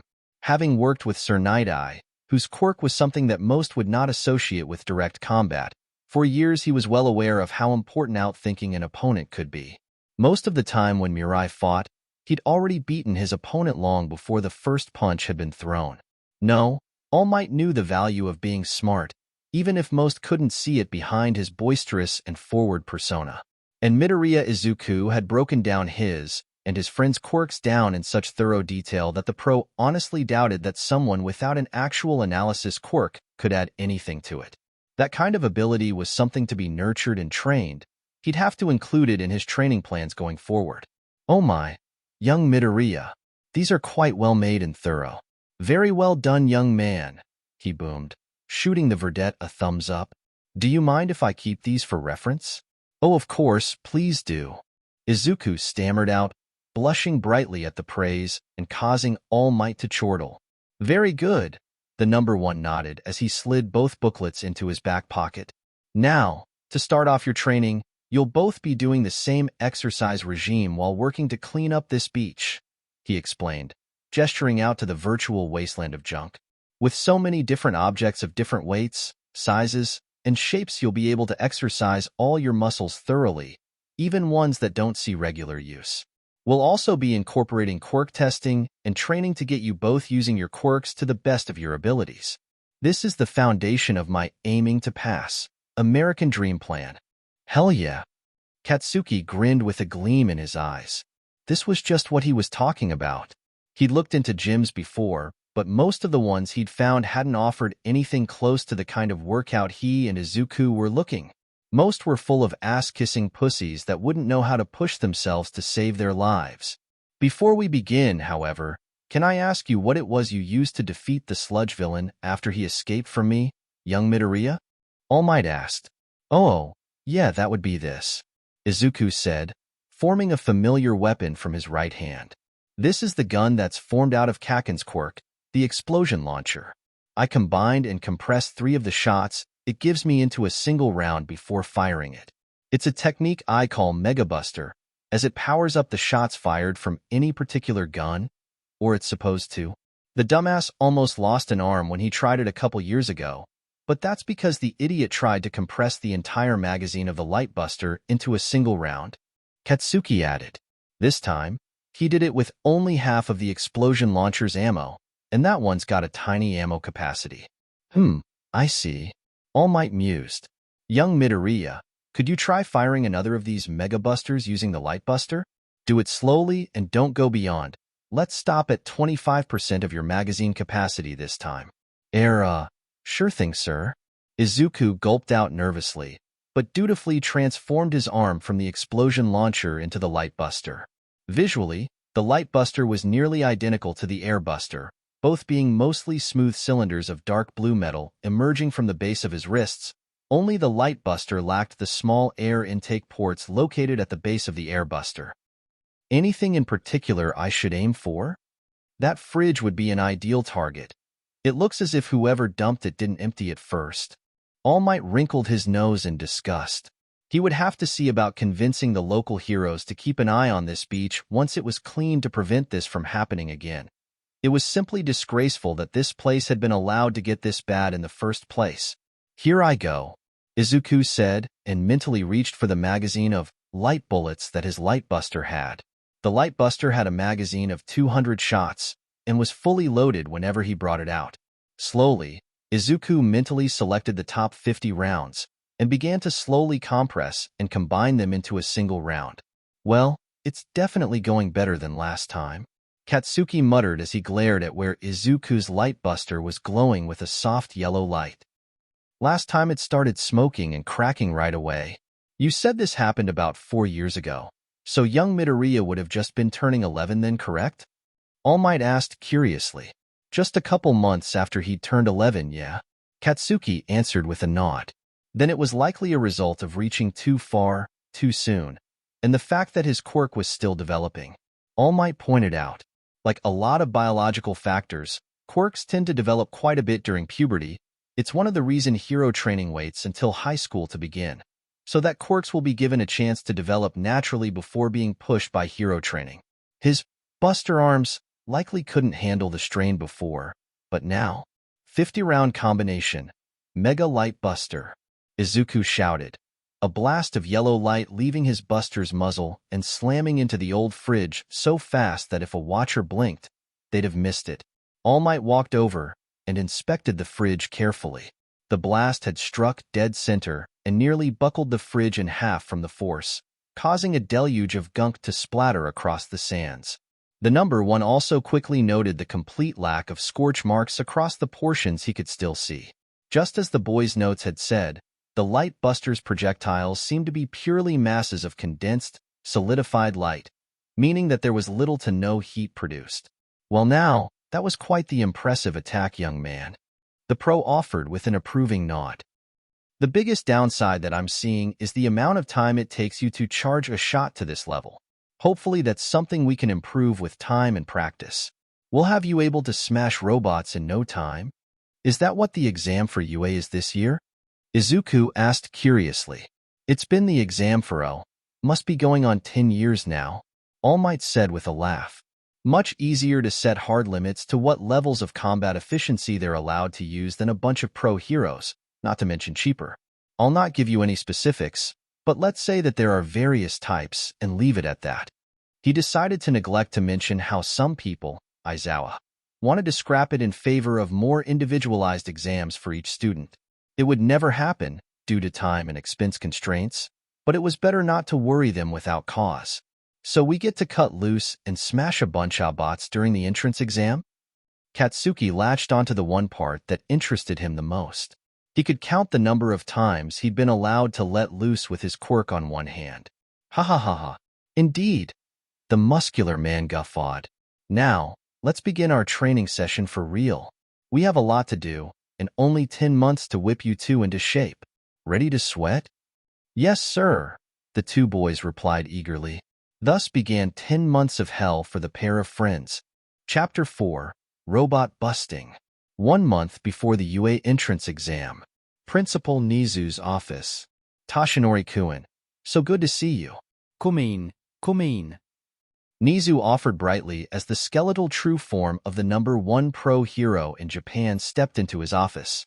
Nizu was the mammal of unknown origins, having features resembling a canine, rodent, and even a particularly small bear. No one knew just what the species the quirked animal originally was.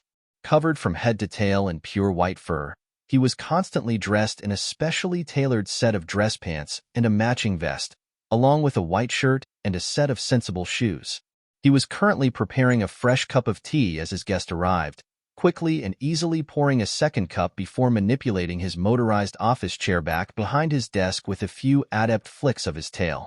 "You are doing well, I trust?"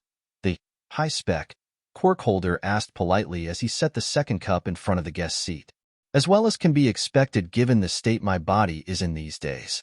Toshinori grimaced, one hand automatically moving to rub at his side before he sat down, letting out a small breath. Honestly, even the little things are starting to get harder and harder these days. Anyway, I'm sure you probably already know this by now, but I've taken a couple of talented young lads under my wing to train them for the entrance exams. HM? Oh yes. Midoriya Izuku-kun and Bakugo Katsuki-kun. I'm aware of them both. The former lab rat nodded as he took a gentle, dainty sip of his tea. "I did a bit of looking in on the two of them once I found out you'd taken an interest in them, and I agree they are quite the fascinating pair. One possesses an emitter type that allows them to generate a substance similar to nitroglycerin from the sweat glands in his hands, and the other possesses a transformation type with the mimicry subset that allows its owner to transform their hands into a number of hybridized firearms. And that is just their quirks. Their personalities are also quite dynamically opposed from what I've found." "That's putting it mildly," the skeletal man grunted out with a chuckle. "Honestly, the boys are near opposites, but they are actually quite good for each other. Young Bakugo is one of the most fiery, confident, and aggressive young men I've ever met, but his friendship with young Midoriya has helped temper him a good deal. Likewise, young Midoriya is one of the most intelligent, empathetic, and analytical young men I've ever found, and his friendship with young Bakugo helps even out his timid streak and bolster his confidence. Yes, an intriguing duo to be sure. I'm sure they'll both make fascinating students." Nizu nodded, sounding pleased. Truly, there were few things more pleasant for the hyper-intelligent animal than students that would provide interesting opportunities and challenges to teach and improve. Though with the nature of his quirk, Midoriya-kun has likely had a bit of a hard time in the past due to the odd preconceptions the humans in this country seem to have with anything involving firearms. Unfortunately, that is the case.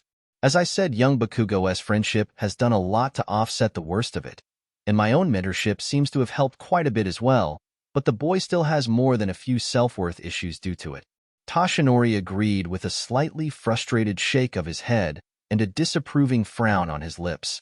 "I do hope that won't be a problem here at UA once he passes the exam." "Most assuredly not," Nizu responded, a bit of iron in his voice, though that was quickly lost in his usual cheerful tone. "Snipe personally keeps a weather eye out for such behavior, and we make sure all students are briefed on our school's zero-tolerance program involving any form of prejudice or discrimination during the orientation at the very start of the year. You might have to reiterate it for Izuku-kun's class then, if any of them manage to survive his test," the skeletal man pointed out dryly. He did not approve of the man's teaching methods. Expelling students before they'd even had a chance to even learn anything because they lacked potential seemed far too harsh in the #1's opinion. Yes, after last year's incident, I was forced to have a few words with him. He's been made aware that expelling any more than a single student at a time is going to need a far more solid reason than they lack potential. Nizu stated with a shake of his head before he took a calming sip of his glass. Honestly, that man needs to learn a thing or two about the consequences of his actions as a teacher. He might have the best interests of his students at heart. It's why I keep him on staff, but his methodology tends to cause me no ends of paperwork. We're honestly lucky that the school wasn't sued after his stunt last year. I'll also be sure that memos regarding UA's anti-discrimination policies are included in 1A's new student packets as well. Nizu finished, before he turned his attention back to his guest. "Now, I doubt that's the only reason you sought me out today, Toshinori-kun. So what else can I help you with?" Uh. Tashinori paused for a moment before coughing into his hand. There were two other things. First, in regards to the teaching position I'm taking at the start of the new year. As I'm sure you're already aware, I have absolutely no prior experience with teaching, so I was hoping I could request for a TA or something to help me keep on track and maybe prod me in the right direction on occasion. Of course. Nizu agreed instantly, causing Tashinori to blink in shock. I was honestly hoping you'd make that kind of request, if not now then within the first few days of your classes starting. I'm still a bit surprised though. I'd honestly thought that your sense of pride would have kept you from outright asking for assistance. The symbol of peace huffed in amusement at that. You might have been right before I started teaching young Bakugo and young Midoriya. I have trouble keeping my attention split between just the two of them. I can't imagine being able to handle 20 students at once. Added to that is the fact that I'm going to need to choose a successor soon. I've had one for all for so long that using it has practically become second nature to me. I can barely remember what it was like when I first got it.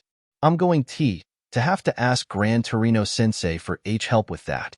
Nizu had to admit that, despite looking terrified at the prospect, the withered man still looked determined. He'd earned a few more points with the principal for that. A good teacher had to be willing to admit their shortcomings and seek out help to bring out the best in their students after all, even if the person in question terrified them to death. Good to see you're thinking ahead. I'll have a TA from our third-year heroics course ready for your first class. The principal pointed out happily, his mind already on a certain trio of third years. All three could aid the new first years in developing their abilities, and the experience could only help them grow and develop as well. And the second matter? I can only assume it has to do with your successor? In a way. Tashinori gave a tight nod, before sighing slightly. Mirai has put forward young Tagada Mirio as his personal recommendation, and, honestly, from what I've heard and seen of him, the young man certainly seems like he would be a good fit for it. However, young Midoriya has also caught my attention and has shown himself to have remarkable potential as well. In the end, we reached an agreement. Should young Midoriya sufficiently impress me with his progress or ability by the end of the first-year sports festival, I will offer him, one for all, when he's physically ready for it. Otherwise, I will offer it to young Tagada. Tell me, has Sir Night-Eye already told Tagada-kun about one for all? Nizu asked curiously. All Might blinked before pausing to think for a moment. No, I don't believe so. Why do you ask? Because I do not believe that Night-Eye has considered whether or not Tagada-kun would accept one for all if it was offered. Nizu pointed out blandly, sighing slightly. Tagada-kun has put a great deal of effort into training and mastering his permeation quirk in order to refine it from a near-useless ability into one suited for a top-ranked pro. Had you offered him one for all when he was first starting out, he might have accepted, but as of now, I do not imagine that Lemillion will be willing to accept it. That made more than a bit of sense once Tashinori took a moment to consider it. Lemillion was already an incredibly capable young hero, who'd likely be in the top 100 as soon as he graduated UA next year and became eligible to participate in the Hero Billboard, and whom many expected to reach the top 10 within a decade after that. He'd made tremendous progress after only a single year of intensive training under Sir Night-Eye, and was practically a shoo-in for a sidekick position at the Night-Eye agency once he graduated. Though Tashinori doubted it wouldn't take more than a year or two before the Lemillion agency would rise to take its own place in the world. Everything he'd accomplished so far had been through his own hard work and training with his own quirk, and a few support-derived costumes to prevent him from flashing people. Tashinori could see why the boy might refuse, one for all, since it could make all of that effort to master his own quirk meaningless. Well, shit, he muttered mildly. Mirai's definitely not going to be happy if that's the case. That would be one of Night-Eye's biggest faults coming into play. He is an excellent tactician, and his foresight only adds to that, and he's one of the best heroes in Japan when it comes to orchestrating and planning raids, busts, and similar operations. Sadly, your former psychic believes that, because he can see the future, he always knows what is best, and has gotten far too used to people listening to his suggestions and orders that it has come to the point that he's come to, at least subconsciously, expect people to obey him out of hand. Nizu offered sympathetically. Tashinori winced, but couldn't argue the truth. Even back when Mirai had worked under him, The younger man had always been a bit of a micromanager, which was honestly a bonus for All Might, who'd never been particularly good with managing the finer details. Sir Night Eye was a good man and an excellent hero, but that did not change the fact that the man could be a bit of a control freak. So that leaves your personal choice. How would you rate Midoriya Izuku as a potential candidate? Nizu offered, getting back to the subject at hand. He's an excellent choice as far as I'm concerned. Toshinori responded after taking a moment to organize his thoughts.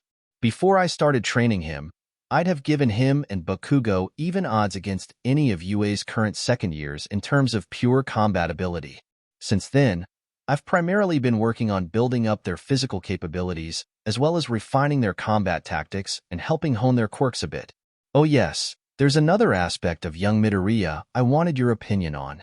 Reaching into his back pocket, the blonde pro quickly pulled out a pair of thin pamphlets and pushed them across the desk towards Nizu.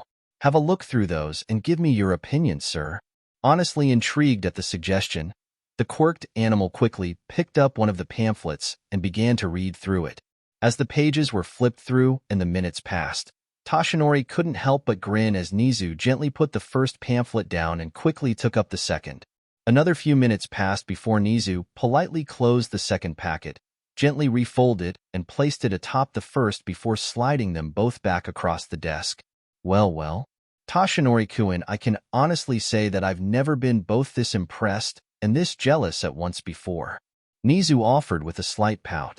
Those were some of the most thorough quirk analyses I've ever read outside those created by ones written by a specialist with either an analysis quirk or one similar to my own, high spec. Even then, they'd likely only be able to add a few more details and slightly refine the information that has already been provided. I do hope you're nurturing this particular talent of Midoriya-kun's as well. I've been trying to, which is actually part of why I came to see you. Toshinori responded steadily. While I'm not as big a meathead as Eraserhead likes to think, I'll be the first to admit that this kind of deep thinking isn't something I've got any talent for. There's a good reason I picked Night Eye as my sidekick after all. He was and still is one of the best planners I've ever met, and he could cover most of the weaknesses my bullheadedness could cause.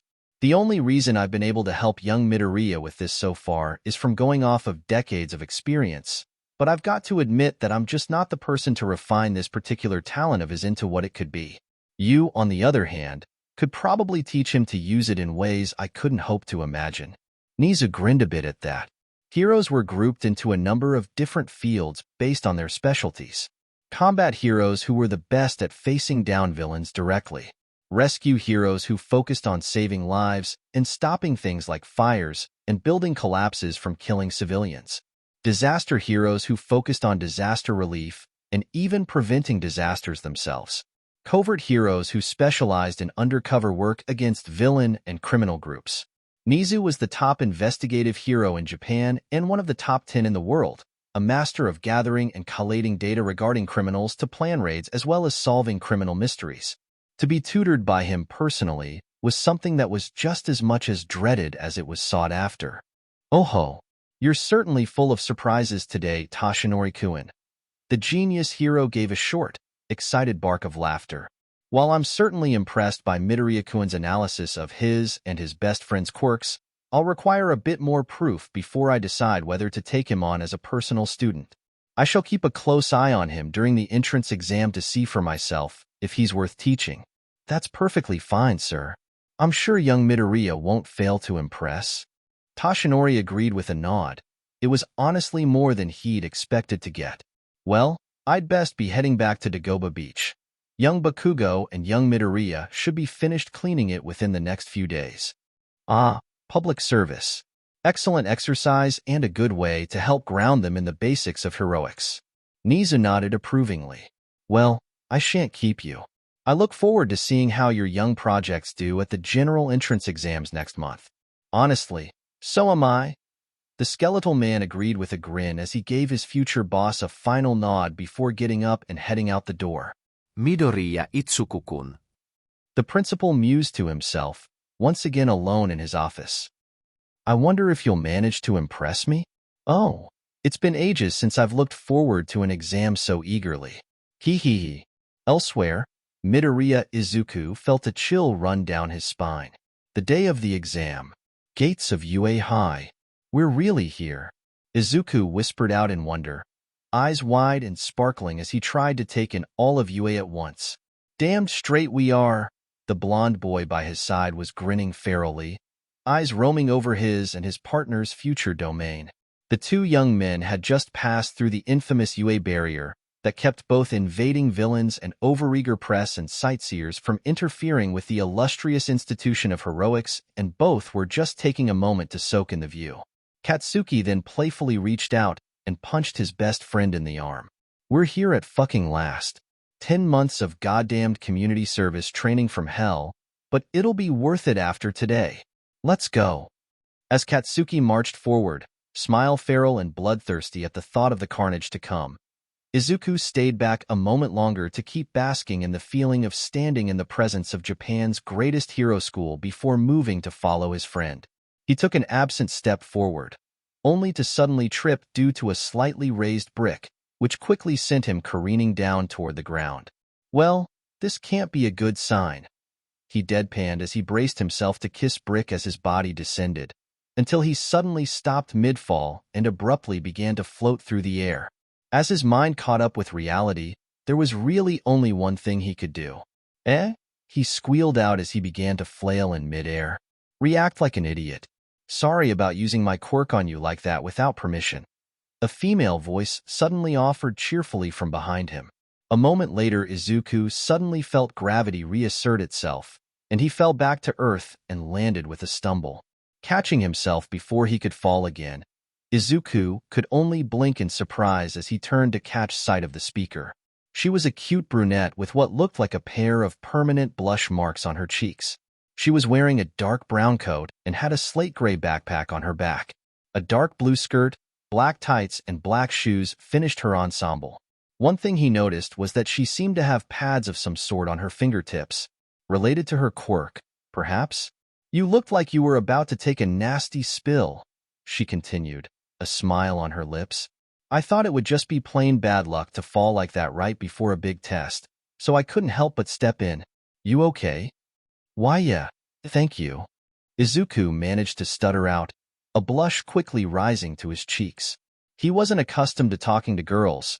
Nearly every girl since elementary school had treated him like the plague because of his quirk. Why you're HH here for the E-exams T2. Way to state the obvious, idiot. He mentally scolded himself.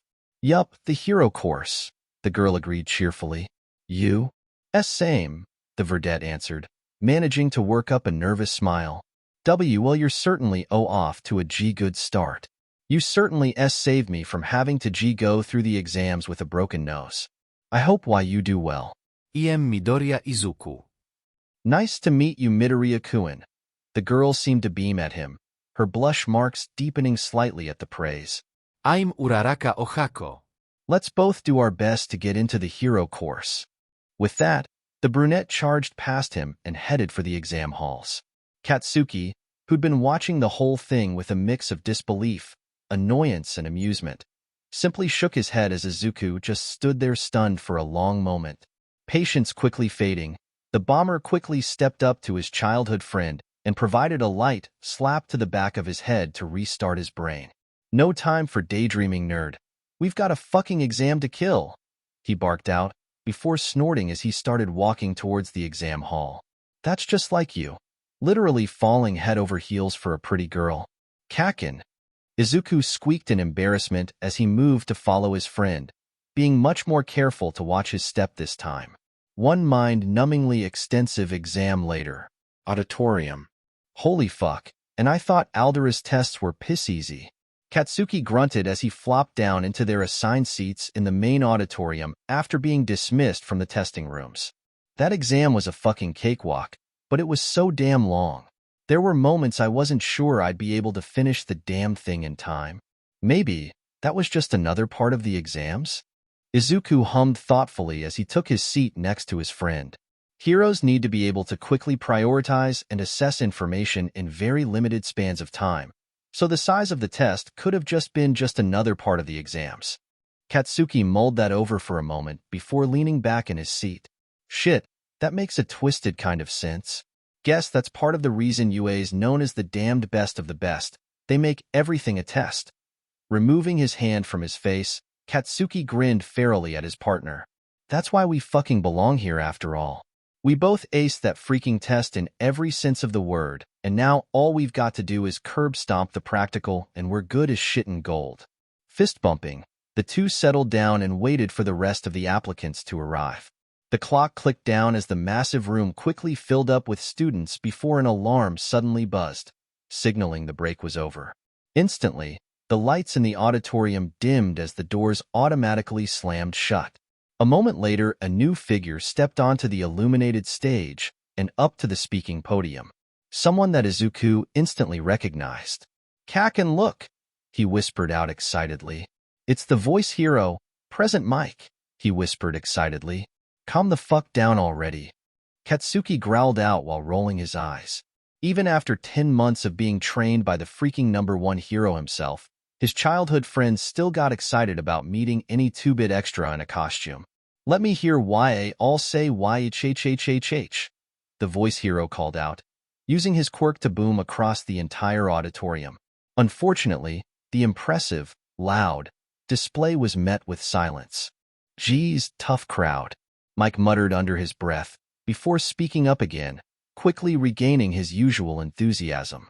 "Okay, all you eager young listeners, keep your eyes on me and your ears open, because I'm about to lay out the ABCs of the practical exam. All of you are going to be split up between 4 distinct testing sites: Alpha, Beta, Delta, and Gamma."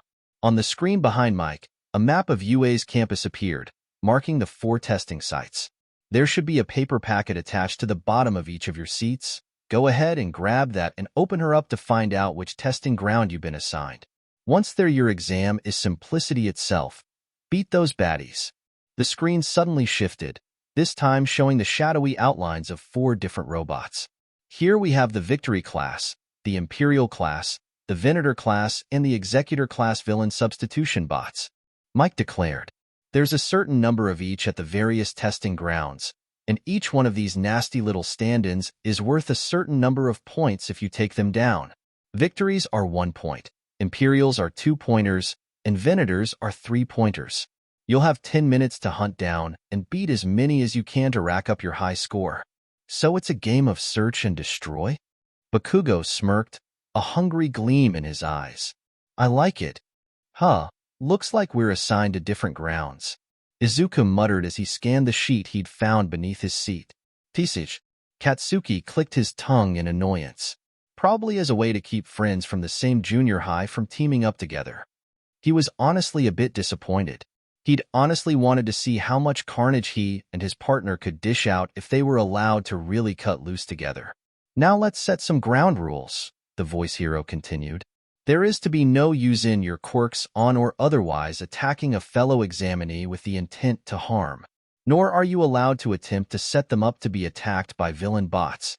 Any attempts to play anti-hero will earn you an immediate disqualification, and you'll personally be tasting my boot leather as I kick your rear to the curb. Other than that, anything goes." "Yes, examinee 7111. You have a question?" A boy with blue hair and glasses suddenly shot to his feet, standing rather stiffly and chopping his arms robotically through the air as he answered the clearly amused pro. "Yes, sir. You mentioned 4 different classes of these villain substitution robots, but only mentioned the point value for 3. I would hope that an instructor for a prestigious institution like UA would not forget such an important detail." Then, much to Izuku's shock, the boy rotated around at the waist to glare at him and Katsuki. "Any you two, cease your chattering and muttering this instant. This is an important examination. If you will not treat it with the seriousness required, you should simply leave." Katsuki growled, slamming his palms into the desk as he stood up. "Oi, glasses, how about removing the rod from your ass? We don't give a shit that you're anxious as hell, so don't try taking it the fuck out on us." The other boy recoiled back at that, though whether it was from Katsuki's language or his glare, Izuku couldn't be sure, but Present Mike luckily decided to intervene. "Calm it down, listeners, and save that wicked energy for the exams," the pro called out, getting both boys to turn their attention back to him. "And good observation, 7111. The executor is a 0-pointer. It's worth absolutely no points, so it's best you simply try and avoid it. I see.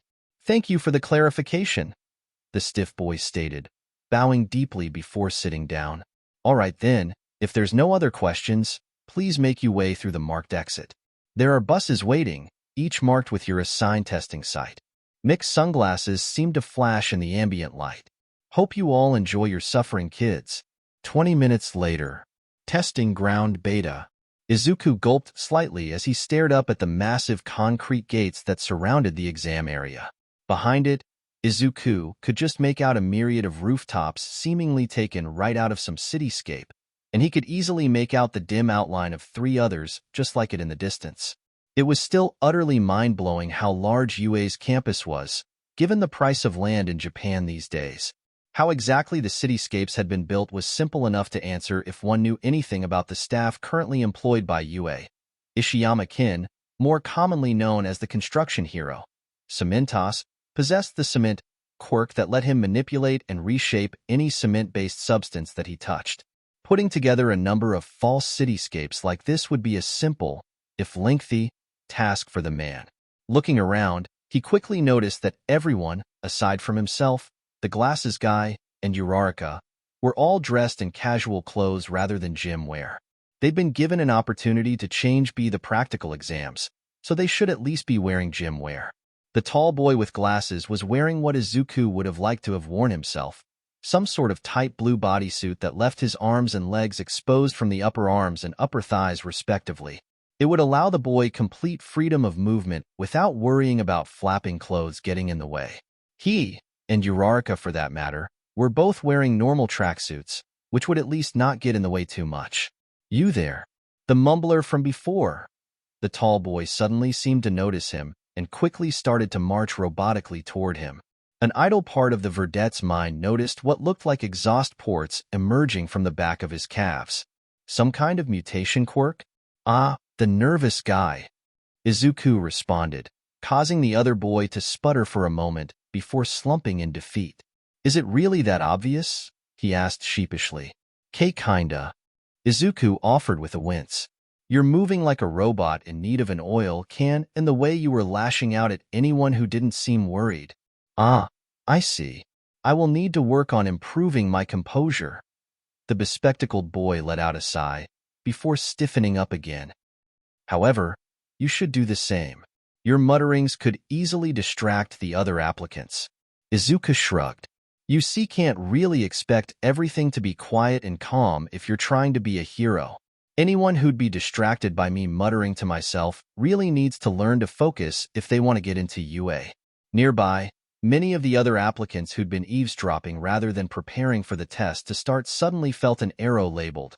Needs to learn to focus pierce their hearts, metaphorically speaking. The others simply kept their focus on prepping for the exams and calming their own nerves. And start. Present Mick's voice echoed across the area as the doors into the testing ground swung open, causing most of the students to simply blink in shock. Did I stutter? There ain't no countdown in real life, kiddies. Get your rears in gear. Almost as one, the crowd of examines surged forward into the testing area before quickly splitting to search for their targets. Among them was a green-haired boy with blue hands, with Izuku.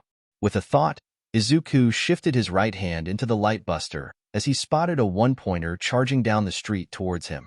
The machine was close to 10 feet tall, with a large humanoid torso, an ostrich-like head and neck, and a pair of Gatling guns arms all mounted on top of a motorized unicycle. Izuku really had to wonder who had designed these things.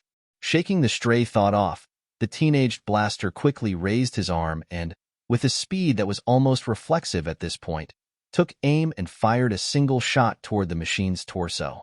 He'd meant it to simply test the machine's armor so he could get a read on its durability, but much to his surprise, the single, glowing pulse of concentrated energy punched clear through the machine's undercarriage, causing it to collapse to the ground. Izuku couldn't help but pause for a moment in shock. Either these machines were incredibly substandard, not likely given UA's resources, or his training under All Might had increased the punching power of his buster shots by even more than he'd thought. All Might's training had been grueling in several different aspects. While the symbol of peace had largely focused on building up their physical fitness, a hero needs a strong body even more than a strong quirk, and honing their, admittedly amateurish, fighting techniques, he'd also helped refine their quirks by quite a bit. For Kakin, that had mostly revolved around better learning to concentrate his explosive sweat into specific parts of his hands, creating stronger explosions for less effort. Izuku's training had largely concentrated on building up the speed he could charge up his Mega Buster attacks, which had had the added benefit of increasing the potency of his normal buster shots as well. The training had also helped build up the ammo capacity for all his busters, with the light and air busters now holding 1,000 rounds apiece, so he doubted he'd need to switch to a different buster mode for the test. Shaking his head again, Izuku forced himself back to the matter at hand. "One down," he grunted, before racing off to hunt more robots. All across the 4 testing sites, student candidates were doing everything they could to either destroy or immobilize the robotic villains. An all-but-invisible girl used the fact that the robot scanners couldn't seem to lock onto her floating clothing as a target to get in close, and use a scavenged metal rod from an already downed bot to assault any weak points or gaps in their armor. A pink-skinned girl was sliding across the ground thanks to some form of liquid being released from her bare feet before displaying surprising agility to get in close and blast the various machines with acid generated from her arms. A fawn-haired girl breathed out a large plume of chromatic mist to distract or disorient the villain droids with illusions, causing the 2 one-pointers she'd been targeting to crash into each other. A red-haired boy somehow managed him with enough force that his rough, stone-like skin managed to pierce straight through a 3-pointer before body slamming into the 1-pointer that had been directly behind it. Bakugo Katsuki was barely managing to swallow the urge to cackle maniacally as, for once in his life, he was allowed to run rampant. However, the manic grin on his face was still most unsettling as every release of his quirk either launched him toward a different target or blasted another villain bot into scrap metal. An orange-haired girl smashed the head of 2-pointer into a pancake with a downward punch from a fist that was as large as she was. A green-haired girl with vaguely frog-like features launched herself forward, delivering a double heel kick to a 3-pointer's head that tore it straight off its body. "Ribbit!" She let out a small croak of satisfaction before leaping off again. A purple-haired girl with long jacks dangling down from her earlobes launched both steel-tipped jacks into the side of a 1-pointer before her eyes narrowed in concentration for a moment. A second later, the machine seemed to shake from within before collapsing to the ground, the girl smirking in victory as she withdrew her jacks. A pair of blonde-haired boys stood back-to-back as they carved through a small pack of 1- and 2-pointers with blasts of electricity and a sparkling laser beam. Magnifique! We, teacher's observation room. Well now, it looks like we've got a fairly good crop this year. Ectoplasm noted amicably as he and his doppelgangers monitored the various feeds. Thanks to his clone, Quirk, the mathematics teacher was able to monitor far more students than any of his coworkers. Currently, the ones closest to him were observing several different screens. One showed Uraraka Ochako floating and then dropping several robots at once. Another showed a 6-limbed young man leaping across the rooftops with several additional sensory organs growing from his limbs to aid in his hunt for more targets. And a third was showing a bird-headed boy manipulating a dark, shadowy entity emerging from his stomach to rip through several bots in rapid succession. Quite. We've got a real talented bunch this year. Midnight, the 18-plus hero purred from nearby. But you have to admit that these entrance-grade bots are a bit on the flimsy side. Even the 3-pointers are a bit weaker than most F-class villains out there. Come on now, partner. You can't honestly expect us to send out third-year or even graduation-grade bots against a bunch of greenhorns just out of junior high now, can ya? The Wild West hero Snipe drawled out lazily, before his eyes were quickly drawn to one screen in particular. Say, Nizu, care to give me the lowdown on that particular cowpoke with the gun hands transformation quirk? Little fella seems to have quite the set of hot irons on him. He's already managed to wrangle himself up a good 40 villain points. I expected he'd catch your interest, Snipe. Nizu grinned as he clapped his forepaws together. That would be Midoriya Izuku-kun. Quirk, Buster Hands. It apparently allows him to transform his hands into various forms into several unique forms of firearms. He can alter the resulting gun's functionality to mimic any form of firearm that he has sufficient mechanical knowledge of, and even gain additional augmented weapon modes by mimicking other quirk factors through physical contact with his hands. "Well, I'll be," the gunman whistled, now suitably interested.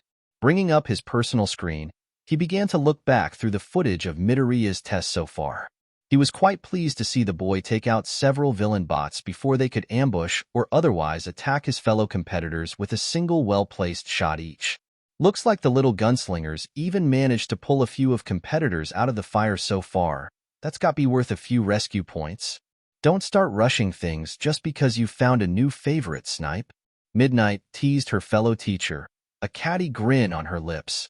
We don't assign rescue points until after the exams end, and we start reviewing the applicants' footage in more detail. Agreed.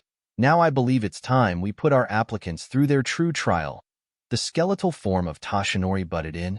We've only got a few minutes left until the end, so I think it's about time we see how our candidates react to a sudden change in the battlefield. Couldn't agree more, Toshinori-kun. Nizu agreed with a laugh.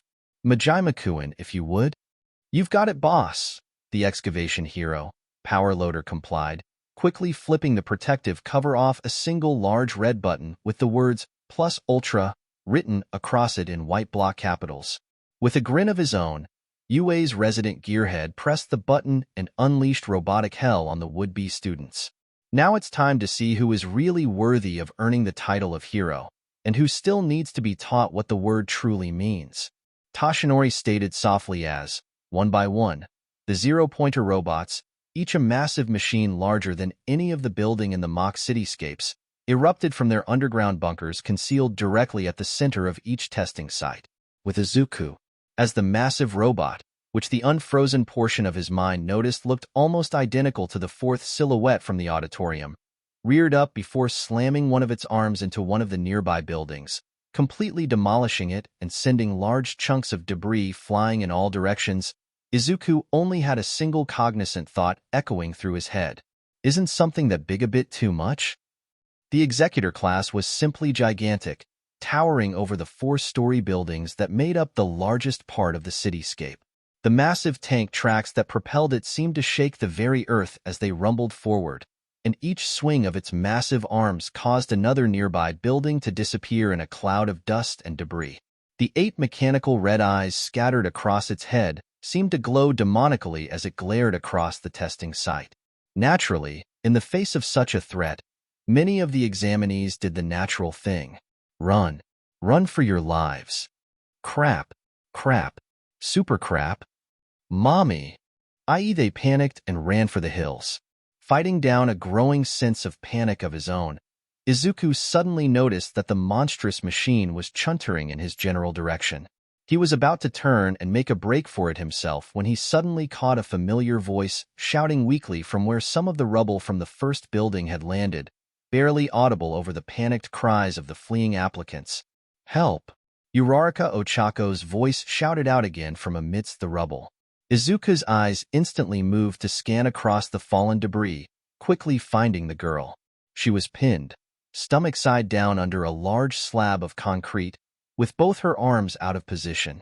He remembered from their brief meeting that her quirk had seemed to be touch-based. There was no way she'd be able to reach the rock like that. She was trapped. There was simply no way she could escape like that. And she was right in the path of the incoming zero-pointer as it slowly trudged forward. You looked like you were about to take a nasty spill. I thought it would just be plain bad luck to fall like that right before a big test, so I couldn't help but step in. Any sense of hesitation or fear was suddenly smashed into smithereens as Izuku's near-instinctive desire to protect and help others rose to the fore. With a roar, Izuku surged forward toward the fallen girl, both hands shifting into explosion launchers in a flare of green light. Still running, he brought both grenade launchers up and fired off all 12 shots in a single rapid flurry. The shots all flew true, striking and detonating against the zero-pointer's head in a tight group near the middle of its face.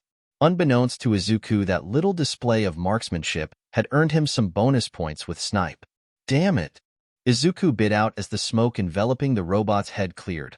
revealing that his entire barrage hadn't been able to do more than dent and scratch the armor coating the monstrous machine's face in several places. Its armor is on a whole other level than the rest of the villain bots. Dismissing one of the explosion launchers with a thought, Izuku fought to ignore the sudden surge of dryness that ran through his throat as he reloaded the other one. That was the explosion launcher's biggest demerit, reloading all 6 of its chambers with nitroglycerin sweat. Much like Kaken's own, drew out a lot of moisture from his own body. If he used it too recklessly, he could easily end up collapsing from dehydration and be rendered helpless. He'd have to be sure to rehydrate thoroughly if he managed to survive this. Raising the explosion launcher, Izuku showed the fruits of All Might's intensive training. In less than 2 seconds, the entire drum mag was glowing with an inner light as all 6 rounds were combined into a single devastating payload. Maximum Explosion Booster. Izuku roared out, firing off his strongest attack directly at the head of the massive machine once again. The force of the shot nearly sent him stumbling back a step, the glowing white projectile streaking through the air fast enough to leave a small jet trail. It impacted with a heavy splat that was followed half a second later by a truly monstrous detonation that shook the air and sent the towering behemoth reeling backward from the force of it. Ochako, who'd managed to twist her head around enough to watch, could only gape at the sight of the robotic monstrosity being pushed back by the boy's attack. Had he actually? Sadly, it wasn't to be. As the smoke cleared away, the machine began to quickly right itself, revealing that while the exterior armor had indeed been badly damaged by the blast, with several sections ripped completely clear of armor and the rest of its head sporting several cracks and rents, it was still far from out. Damn it! That was my best shot. Izuku thought furiously. He tried to copy All Might's quirk, with the man's permission of course, but had just received a throbbing headache as a result. It had felt like he'd slammed headfirst into the wall, or maybe like he just tried to use his quirk on a dozen different people at once. An idea suddenly hit him, and he quickly darted toward Uraraka, skidding to a halt next to her. Uraraka-san, quick! I need to know how your quirk works, he pleaded quickly as the giant robot quickly began to recover its balance and resume its thundering approach. Whoa, my quirk? The brunette blinked, still a little stunned by the earlier display. It's called zero gravity. I basically negate the gravity of anything I touch with all 5 fingers. Izuku's eyes seemed to shine for a moment, his mouth absently working at his lips as he quickly processed that with everything else he'd seen so far. That may be just what we need to stop that thing, he muttered, eyes hardening with resolve. Can I please use my quirk on you? Uraraka hesitated for a brief moment, unsure of what was going on. So far, all she'd seen of the green-haired boy's quirk was that he could turn his hands into laser blasters. But the shadow of the zero-pointer slowly moving to overshadow both of them quickly made up her mind. Sure, do whatever you need to. Thanks. Izuku quickly yelped, reaching forward with his left hand to grasp her own hand. The instant his own fingers made contact, dozens of thin lines of vibrant pink energy raced up from his fingertips to spread across his hand. A second later, his right hand was engulfed in a bright pink glow for a brief moment as it extended and morphed, transforming into a long barrel ending in a 40mm muzzle. An M79 grenade launcher? He thought in disbelief. It's a single-shot weapon? Oh man, I hope this works, 'cause if the first hit doesn't win this, we're toast. Standing back up, Izuku gripped his new weapon by the base with his left to help brace it as he took aim at his target. Information slowly trickled into his brain. Rather than having a normal preset amount of ammo, his newest buster mode worked like a mega buster, building up a shot within the gun and then firing when it reached a sufficient charge. Gritting his teeth, Izuku began to charge. As he did, a bright pink light began to build within the gun's circular barrel. He kept it building for as long as he could, the end of the muzzle soon glowing like a pink-white star even in the midday light, even as the zero-pointer drew ever closer. Soon they were within the massive machine's reach, the monstrous robot rearing back a massive arm, its intent clear as day. As it brought its massive fist forward, Izuku realized he was out of time. He mentally pulled the trigger. Null gravity buster. With an explosive roar, An orb of brilliant pink and white energy burst from his buster's muzzle with enough force to throw Izuku backwards off his feet hard enough that he landed several feet away, sprawled on his back.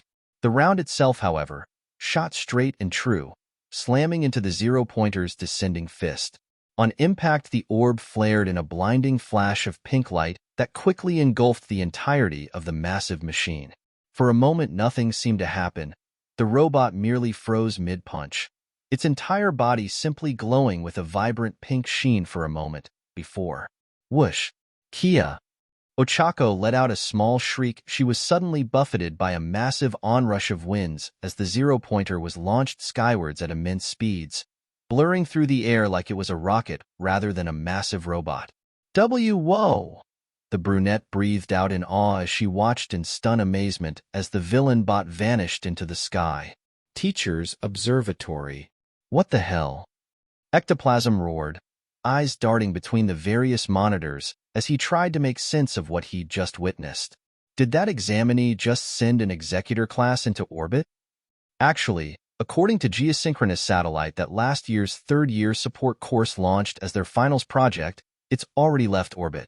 Nizu offered glibly, the mad grin stretching across his muzzle at odds with his congenial tone. Given its current trajectory and launch speed, I'd say it should be impacting the moon within the next 2 to 3 days. Leaning back in his chair, Nizu took a sip of his tea. Well now, I don't think something like this has ever happened before. What an interesting young man. Well, it looks like the kid's newest trick comes with a few negative side effects.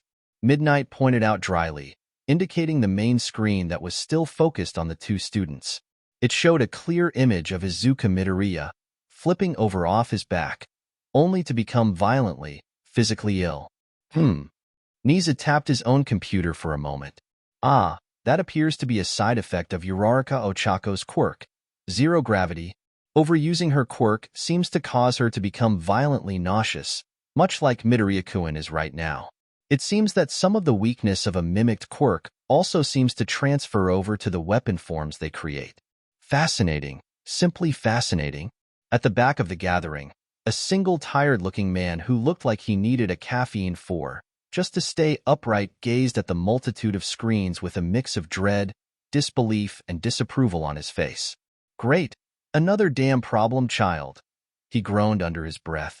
Back with Izuku, quickly managing to recover from his bout of violent sickness, Izuku pushed himself to his feet and quickly made his way over to where Uraraka was still pinned.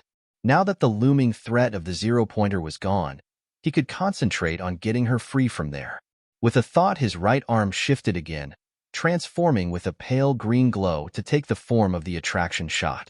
The gun formed from his mother's quirk, very loosely resembled a long-barreled Smith & Wesson Model 686, complete with a small iron sights above the muzzle, as well as a revolving chamber holding its ammo.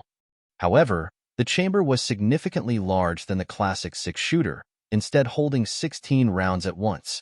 Raising it with a quick and practiced motion, Izuku took aim at one of the closest, still standing structure and quickly fired off 6 shots in rapid succession. Each impacted with pinpoint accuracy along the wall, saturating it with a pale green glow. Instantly, all the nearby dust, debris, and rubble began flying toward the marked wall like they were being drawn in by a vacuum cleaner, including the chunks of debris that had been pinning Ochako to the ground. An interesting factor he discovered soon after gaining the attraction shot was that, rather than being based off a base size or even Izuku's size, the maximum size of the matter drawn in via the attraction shot was based off the size whatever object or person he shot. With his mother's original quirk, the size was limited to anything she could fit into both her hands. For a 4-story building, the resulting attractive force was strong enough to lift and pull in a car. The zero-gravity holder let out a brief sigh of relief as she was finally able to move and breathe freely again, only to be forced to bite down on her lip as she tried to rise and her right ankle flared painfully in protest. Thankfully, the pain vanished quickly as she took her weight off it and, glancing down, she let out a breath of relief when she noticed that her ankle wasn't bending at an odd angle, so she'd hopefully only sprained it. Uraraka-san? Are you all right? Izuku asked nervously as he quickly made his way over to her, his right arm quickly reverting back to his normal hands. I'm fine, she managed to grit out, her voice tight as she worked to brush off the pain. Just think I twisted or maybe sprained my ankle is all. Suddenly a loud buzzing filled the area. And time is up. Present Mick's voice roared across the site. Up we go, Izuku stated simply, reaching down and quickly picking the girl up in a bridal carry. Let's get you to recovery, Gil, and she'll have you back on your feet in no time flat. Meep. Ochako squeaked, blushing scarlet, even as his arms automatically went around Izuku's neck to keep herself stable. This consequently let her get a very good feel of just how developed her rescuer's chest was. Dang, Midoriya-kun's got some serious muscles. You really can't tell just by looking at him. Meanwhile, Izuku was doing everything to keep his focus away from the fact that Ochako's breasts were now pressed firmly against his chest. He was just barely keeping himself from overheating by focusing on the fact that he needed to get her to Recovery Girl to be healed. Still, that did not stop one thought from pervading his mind. She's BB big. Izuku might be a cinnamon roll, but that did not make him asexual. He was just as capable of admiring the finer points of the female form as any teenage male.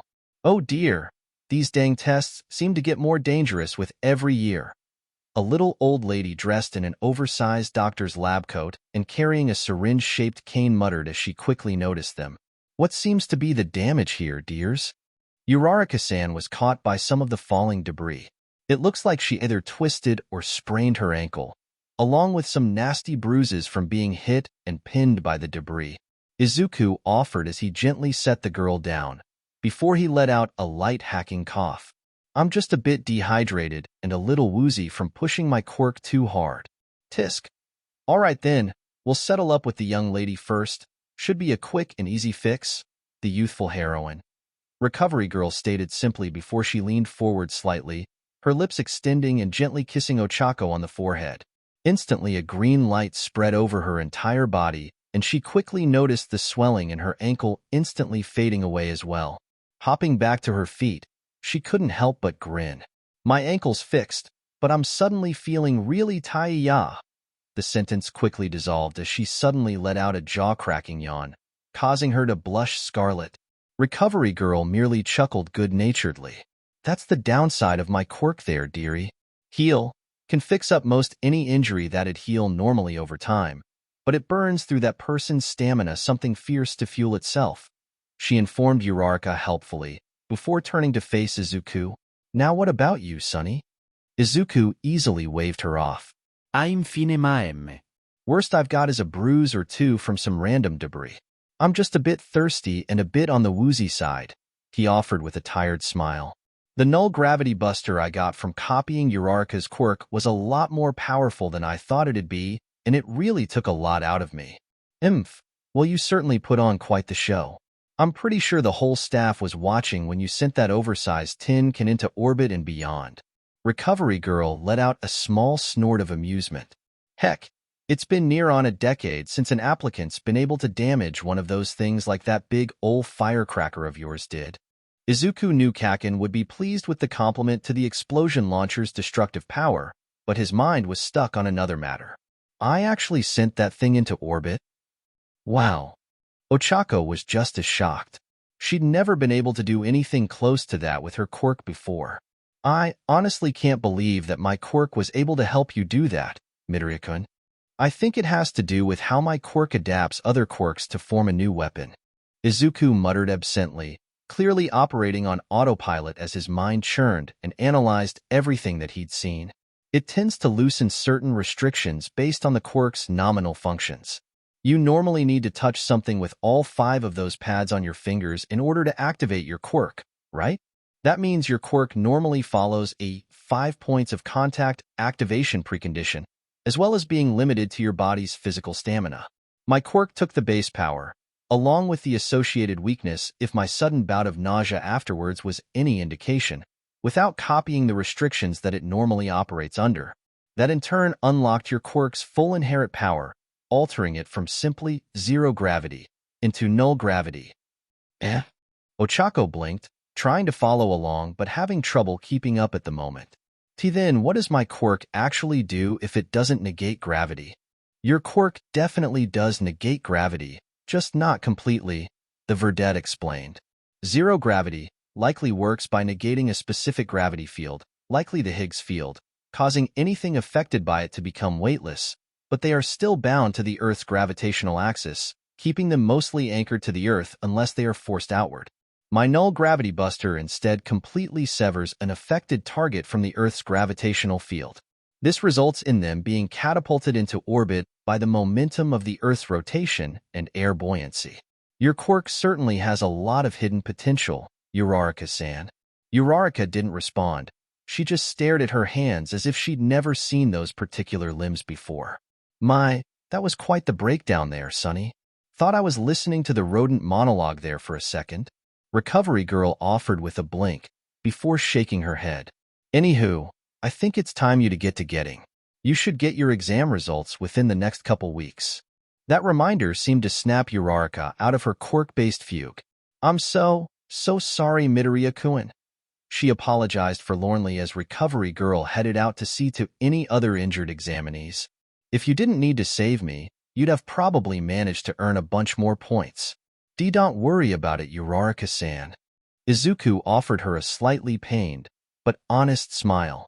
I made my own choice, and I'll never regret trying to help someone when they needed me. The two lapsed into silence for a long moment after that before parting ways, but not before trading numbers at Ochako's sudden suggestion. He really is a hero. The girl from Mie thought sadly, before a determined frown formed on her lips. I'd have ended up flatter than an okonomiyaki if he hadn't saved me. Someone like that deserves to get in, and I ain't gonna be the reason he doesn't. With an aura of determination forming around her, Uraraka Ochako stomped forward to where she'd last seen Present Mike. Izuku's gun files. Gun name, attraction shot. Original quirk, attraction of small objects. Gun based on Smith & Wesson Model 686 revolver. Ammunition, weak gravity energy. Magazine size, 16 rounds. Death. Power, 1/5. Range, 3 out of 5. Ease of use, 4/5. Adaptability, March 5th. Chapter 5. First day in 1A. Just over a week later. Living room, Bakugo Residence, Mizudafu. Here's to our Katsuki and Izuku for utterly crushing the UA entrance exams. Mitsuki roared proudly, a glass of juice raised high in one hand. Cheers! Cheers! The rest of the room shouted back enthusiastically. It still wasn't all that loud, just his mother and the Bakugo family, but Izuku was still honestly touched by the heartfelt support and celebration for their victory. Still can't believe that you managed to come in first. Katsuki grumbled out, pouting petulantly, though he'd likely attack anyone who accused him of such. Third place. Fucking hell, damned stupid extras getting in my way. Izuku could only chuckle nervously. He'd managed to earn 40 villain points from destroying the various villain bots during the exams and then 60 rescue points for both aiding and assisting his fellow examinees throughout the exam, as well as the big show he'd put on at the end of the exams when he'd face down the executor-class villain bot, earning himself a grand total of precisely 100 points on the practical exams. Katsuki had come in with a powerful third place, having earned 75 villain points during the untold havoc he'd wreaked on his testing grounds, as well as 15 rescue points for jumping in to save a couple of other examinees before they had been completely overwhelmed. It was surprisingly Uraraka Ochako, the nice girl with the gravity quirk that he'd helped, who had stolen second place from him. She had earned 35 villain points and a whopping 56 rescue points, for a total of 91 and squeezing out Katsuki by a single point, for both assisting in his takedown of the zero-pointer by offering up her quirk and for requesting that Present Mike give him some of her points to make up for the ones he'd missed the chance to earn since he'd had to rescue her. Izuku still felt a bit teary-eyed just thinking of that heartfelt and kind plea on his behalf. He and his mom had nearly flooded their apartment with their waterworks when they'd first seen it on his acceptance letter. Ah, don't be such a frackin' sourpuss, firecracker. So what if you only earned the bronze medal this time? You still managed to beat UA's standing record for most villain points earned. Be proud, damn it, Mitsuki urged, ruffling her son's hair. Keep your mitts outta my goddamn hair, hag. Katsuki snarled in frustration, though he did not actually fight back. But you really did do amazingly, Katsuki. Inko offered her honorary nephew a warm smile. Izuku said that, according to his research, the cutoff for the entrance exams usually amounts to anywhere between 40 and 50 points. Most who pass barely manage to reach that, but you managed to nearly double the highball. Thanks, Auntie Inko, the blonde boy offered, calming down instantly with a slight blush. For whatever reason, Katsuki was always at his most well-behaved when Inko was involved, but never for his own mother. Both Mitsuki and Inko had always been baffled by it, but had decided not to question it since it did help them reel in the hot-tempered boy's behavior at times. And it looks like you'll both be in the same class as well? Masaru offered from his own seat, an amused look on his face. Just like every year since kindergarten. Yeah, and we still have to get the base designs for our hero costumes done and sent in before the end of the week. Izuku offered, trying to steer the conversation away from the trip down memory lane that his uncle was clearly angling for. Masaru always did love to reminisce. Kaken, have you finished yours yet? Yeah, mostly just kept the one you've been working on since we were like 8. Luckily, the initial funding was just big enough for me to get both the gauntlets and the grenades for my initial support gear. The blonde agreed with a smirk, causing Izuku to smirk as well. He'd come up with several ideas for support gear that would work well with Explosion over the years, but the Explosion King bracers, Katsuki had come up with the name, had always been his best friend's favorites. Both gauntlets were designed to brace and support Katsuki's arms, helping deal with the recoil caused by his quirk, but also had secondary functions linked to the fact that it wasn't just the sweat from his hands/palms that was explosive, but actually the sweat from Katsuki's entire forearms. The right gauntlet had 3 built-in, rotating reservoirs that could absorb, store, and compress Katsuki's volatile sweat before releasing it as an extremely powerful explosive blast. The left gauntlet was similar but was designed with a dozen smaller reservoirs, could rotate at high speeds, and had a jet projection system at the base that could fire off the compressed liquids at high speeds, allowing Katsuki a rapid-fire attack that could strike targets at a considerable range. The bombardier grenades were another of his ideas.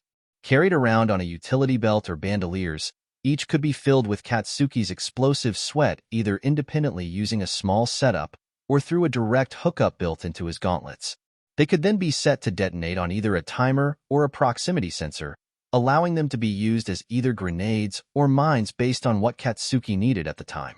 Of course, Izuku had redone the designs for both Katsuki's costume and most of his support gear ideas every year to take advantage of both any new ideas and his increasing drawing skills. The current versions that Katsuki was planning on using were easily the most advanced and detailed ones yet, Izuku having worked on them compulsively before they took the exams as a way to deal with his mounting test anxiety.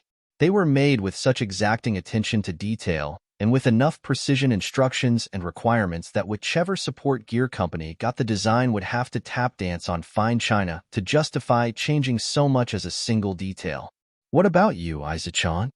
Mitsuki asked her unofficial nephew. You finished with your own costume design yet?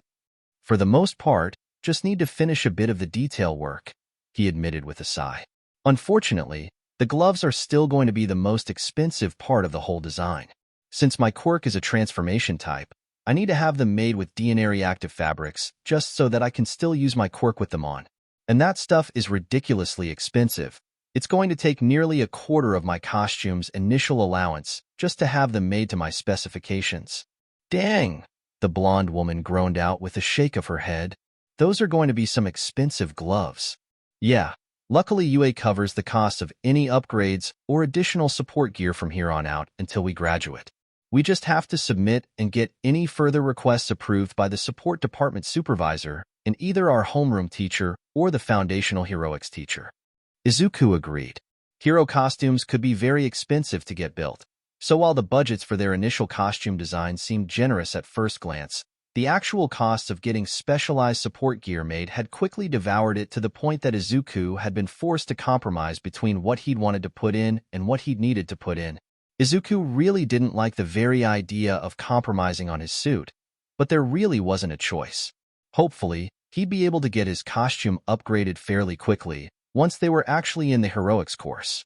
Well, now that all of that is out of the way, let's get this party going again. Mitsuki cheered, raising her glass again.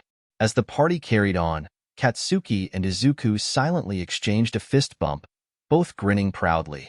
They had conquered the first major hurdle on achieving their dreams. They had gotten into UA's illustrious hero course. Their future was looking bright, and their dreams were finally starting to come into reach. Later. Conference room, UA High School, Mizudafu. Aizawa Shota was absolutely done with the day and wanted nothing more than to curl up somewhere and sleep. He'd stopped 20 attempted muggings, dealt with 3 would-be rapists, and had even been pissed on by a particularly stupid drunk with a mutant quirk that let him float like a balloon over the course of a single night. He'd had a shower, a long, hot, scathing one, and a change of clothes. He was very glad that his costume was water-guarded, otherwise he might have needed to burn it, but he was still in desperate need of a few hours of shut-eye. Unfortunately, the evil rat that had somehow managed to buy his soul with a day job had decided that there was something amiss regarding the students chosen for the 2 hero course classes, so had called a meeting with him and 1B's teacher, suspiciously scheduled just a half hour after he got out of his shower. He briefly wondered what he'd done to annoy the rodent overlord this time. I swear that if this is for anything less than critical, I am going to try the cafeteria's mystery meat again just to get another week of paid sick time. He announced to the other 2 occupants of the table, his entire disposition telling everyone involved that he was already utterly done with this shit. Now Aizawa-kun, no need to threaten our insurance premiums. You know that I rarely do anything for reasons that are not of the utmost importance. Nizu replied affably, utterly unaffected by his ire. Well, unless they amuse me in some way, but that is not the occasion today. Then what exactly is the issue then, sir? Sekijiro-kan, the blood hero, Vlad King, asked gruffly.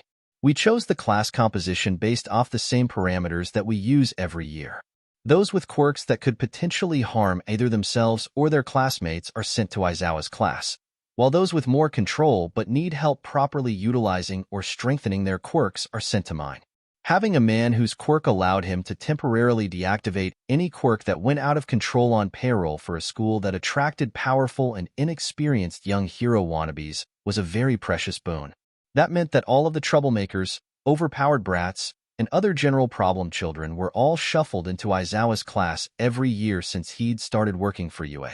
He still wondered exactly how the damned pint-sized monster had talked him into taking this job.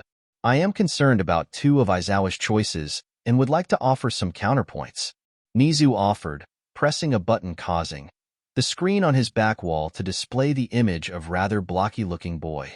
First is one Koda Koji, Quirk, a knee voice, which grants him the ability to speak with and control animals, which he can't deactivate. Aizawa pointed out the main reason the kid had been assigned to him dryly. Yes, but his quirk only activates when he speaks and has no effect on human beings, even those possessing animal-based transformation or mutant quirks. The principal clarified as he slid a small report over to Vlad. It is noted in his middle school's file that the boy rarely speaks aloud and prefers to use JSL to communicate whenever possible. I am more concerned with his rather apparent and severe confidence issues than his control ones, something that Vlad has more experience in fixing. The kid looks like he'd have trouble saying boo to a goose going by these reports, the blood-manipulating hero noted as he looked over the paperwork with a discerning eye. I have to agree with the principal on this one. I'm more used to dealing with kids that need to build their confidence a bit. No offense, Aizawa, but you've always been better at popping egos than building them up. Aizawa rolled his eyes but didn't argue. Fine. Who's the other case? The tired man agreed with a growl. The rodent smiled a very unpleasant smile as he tapped a button and the picture on the screen changed to a large, heavily muscled boy with pronounced lips. Sato Rikido, Quirk, Sugar Rush, which allows him to multiply his physical strength for a set duration after ingesting sugar, with the downside of lowering his intelligence during use, as well as causing lethargy after his time limit expires. Aizawa pointed out, he could easily hurt someone while under the effect of his quirk, or be hurt after his time limit runs out. True, but erasure is not necessary to stop him if something does occur. The diabolical rodent countered. Why? I believe that Vlad King's own blood control, Quirk, would be just as effective at restraining him should he lost control of his faculties.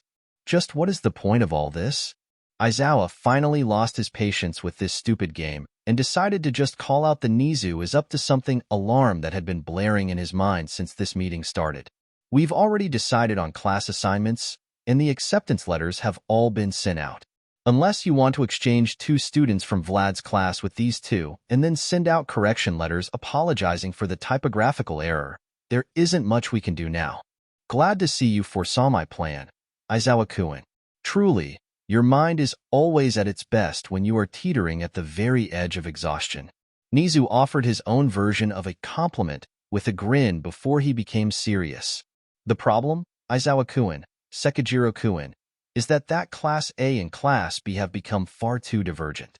Class A now almost entirely specializes in power types while Class B seems to specialize in skill types.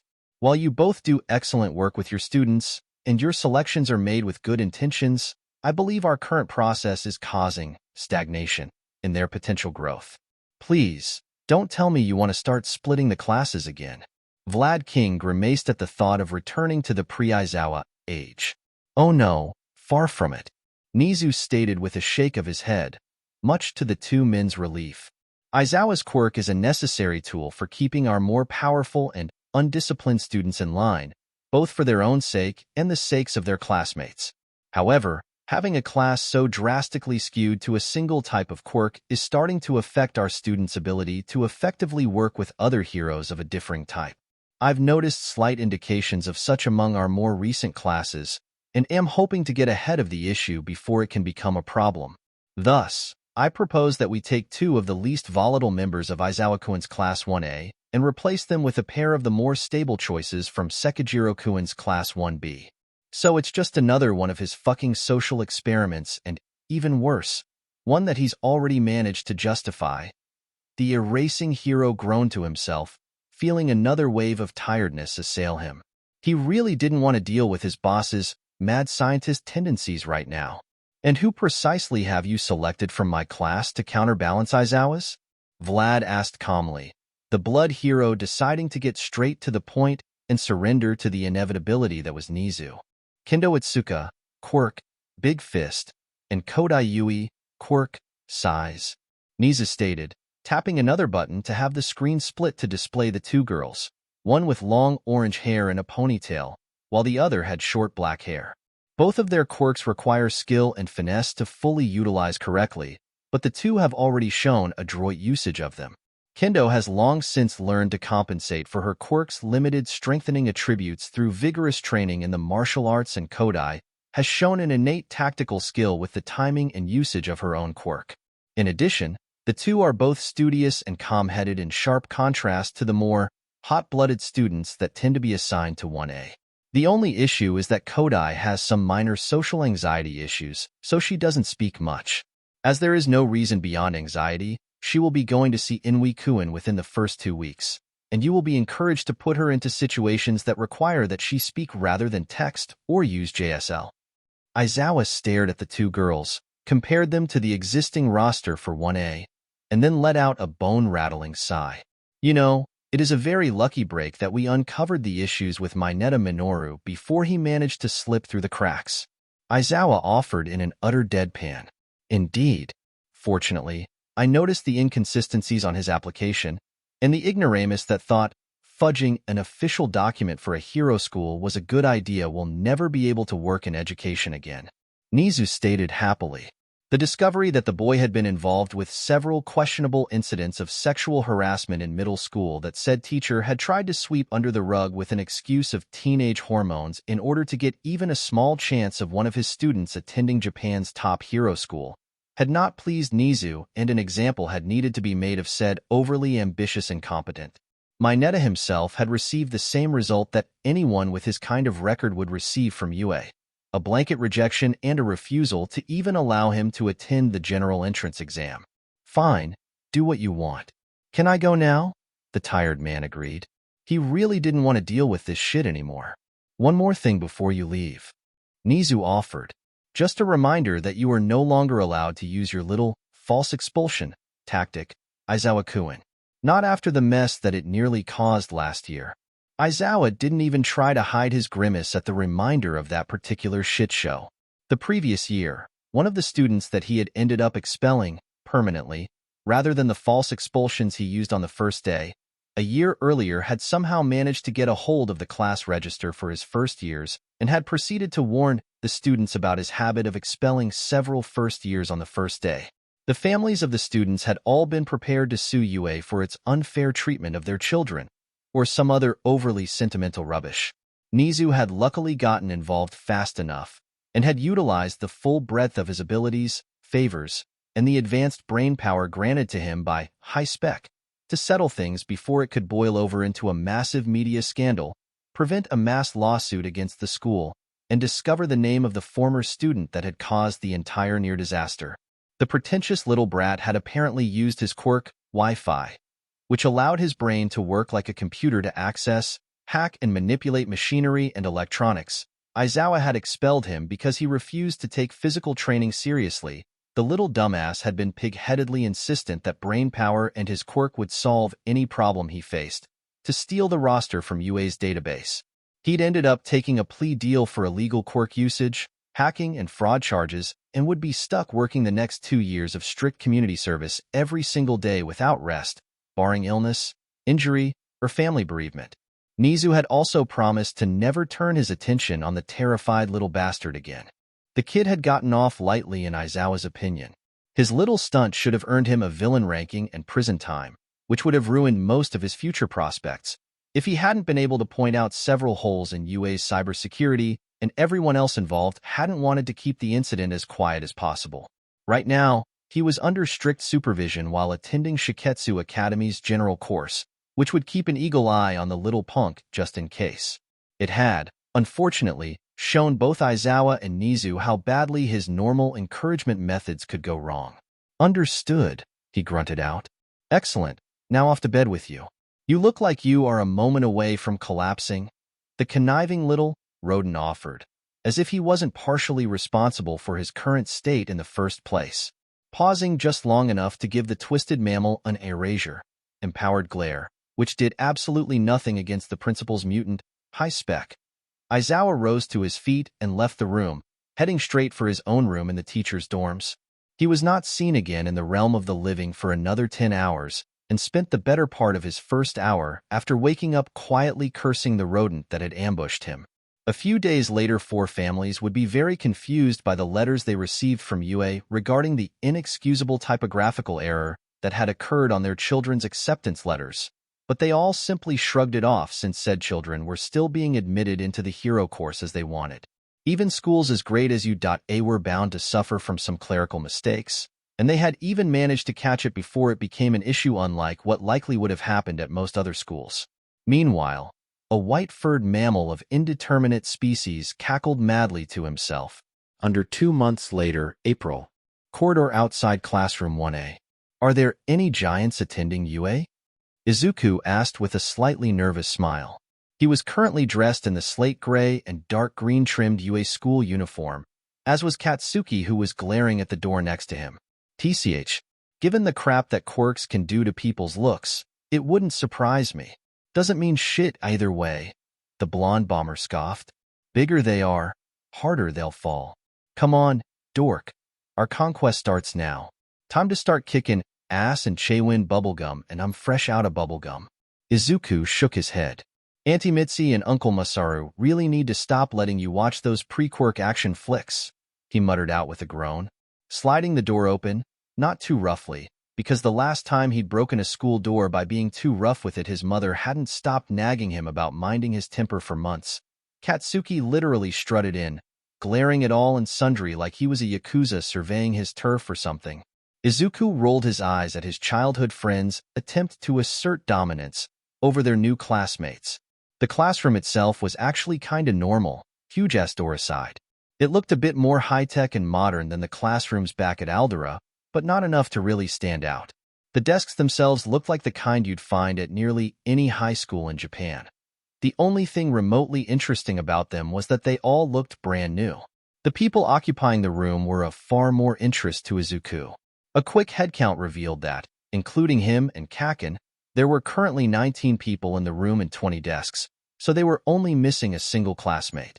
A girl with dark purple hair and long jacks emerging from her earlobes was listening in an extremely put-on fashion to a blonde boy with a black lightning bolt pattern in his hair as he jabbered at her. Another, far taller, girl with long black hair tied up into a ponytail was smiling brightly as she chatted with an orangette who wore her hair in a side ponytail. There was a fawn-haired girl with pouty lips and red-brown eyes excitedly gossiping with a pink-haired, pink-skinned girl and a floating uniform? Oh, some kind of invisibility quirk that didn't have an off switch? How intriguing. A very large boy with what had to be a specially modified, armless blazer to suit his unique six-armed physique seemed to be humoring a rather flashy, blonde-haired boy wearing what looked like a support gear belt that Izuku thought he recognized from his testing area in the practical exams. Before he could take in any more of his new classmates, Katsuki seemed to have finished his own analysis and had decided to make an impression. Choosing a free desk by the window, he immediately claimed it as his own before kicking his legs up like he had always done in junior high. Izuku just sighed, giving his old friend a deadpan. It was such a classically Katsuki move that it made him wanted to pinch his nose in frustration. "Remove your legs from that desk at once," a familiar, strident voice immediately snapped out from the opposite side of the room. The annoyingly strict boy from the exams had apparently passed as well and was even now striding away from a small crowd of clearly relieved boys that had been taking up the opposite wall in order to advance on Katsuki, right arm already rapidly chopping at the air in front of him. "It is most disrespectful to our senpai, who have used these desks before us." "Huh?" Katsuki sneered back, giving the other teen a deadpan glare. "Those glasses of yours just for show or something? Four eyes? Come on, Kakin. No need to be mean." Izuku half scolded, half pleaded with his best friend before turning his attention to the stunned form of the overly strict teen. "Excuse me, but all of these desks are brand new." "What?" The other boy unfroze, balking in surprise as he turned his attention to Izuku. Izuku simply pointed to the side of one of the desks, which still had a sticker on it that listed its delivery date, marked as just 2 days ago. "Oh." The strict boy seemed to shrink in on himself. My apologies. I seem to have let my nervousness get the better of me again. TCH, whatever extra." Katsuki sked before turning to glare out the window, having evidently already dismissed the other boy as simply another background character. That was pretty much Katsuki to a T. Looks like it was up to Izuku to try and smooth things over with his new classmates. This was a new start for them, and he would rather they make a good impression than let Katsuki's rough personality alienate them before they could even give their classmates a chance. "Allow me to translate, that was Bakugo for, fine, just don't do it again, it's annoying," he offered to the perplexed Bluinette. "Sorry, Katsuki can be a bit prickly until you get to know him." "Ah, I see." The boy adjusted his glasses. "Allow me to introduce myself properly then. I am Ida Tinya, formerly of Sumai Junior High School." Izuku had heard of that place. Sumai was easily one of the most prestigious private middle school/junior highs in Japan, one that catered to Tokyo's richest, most famous, and most important families. It also had some of the highest academic standards in the nation, as well as extremely strict moral policies. There had actually been a scandal there just a few years ago when they'd expelled the son of a rather high-profile politician for bullying a quirkless student. "Midoriya Izuku and my friend is Bakugo Katsuki. Both of us are formerly of Aldera Junior High," he replied, copying Ida's formal cadence and form. "Nice to formally meet you, Ida-san." "The same to you, Midoriya-san. Might I ask, was it indeed your quirk that sent that massive executor-class villain bot into orbit?" The bespectacled boy's question drew the shocked attention of nearly everyone else in the room onto Izuku. Unused to and uncomfortable with that kind of attention, Izuku immediately wanted to shrink in on himself. Still, he managed to resist the temptation and instead simply scratched the back of his head as he answered. The answer is kinda yes, but also kinda no," he offered with a nervous chuckle. Before he could elaborate, the door slid open and another familiar voice spoke up. "Ah, I recognize that green hair." Uraraka Ochako called out as she stepped into the classroom.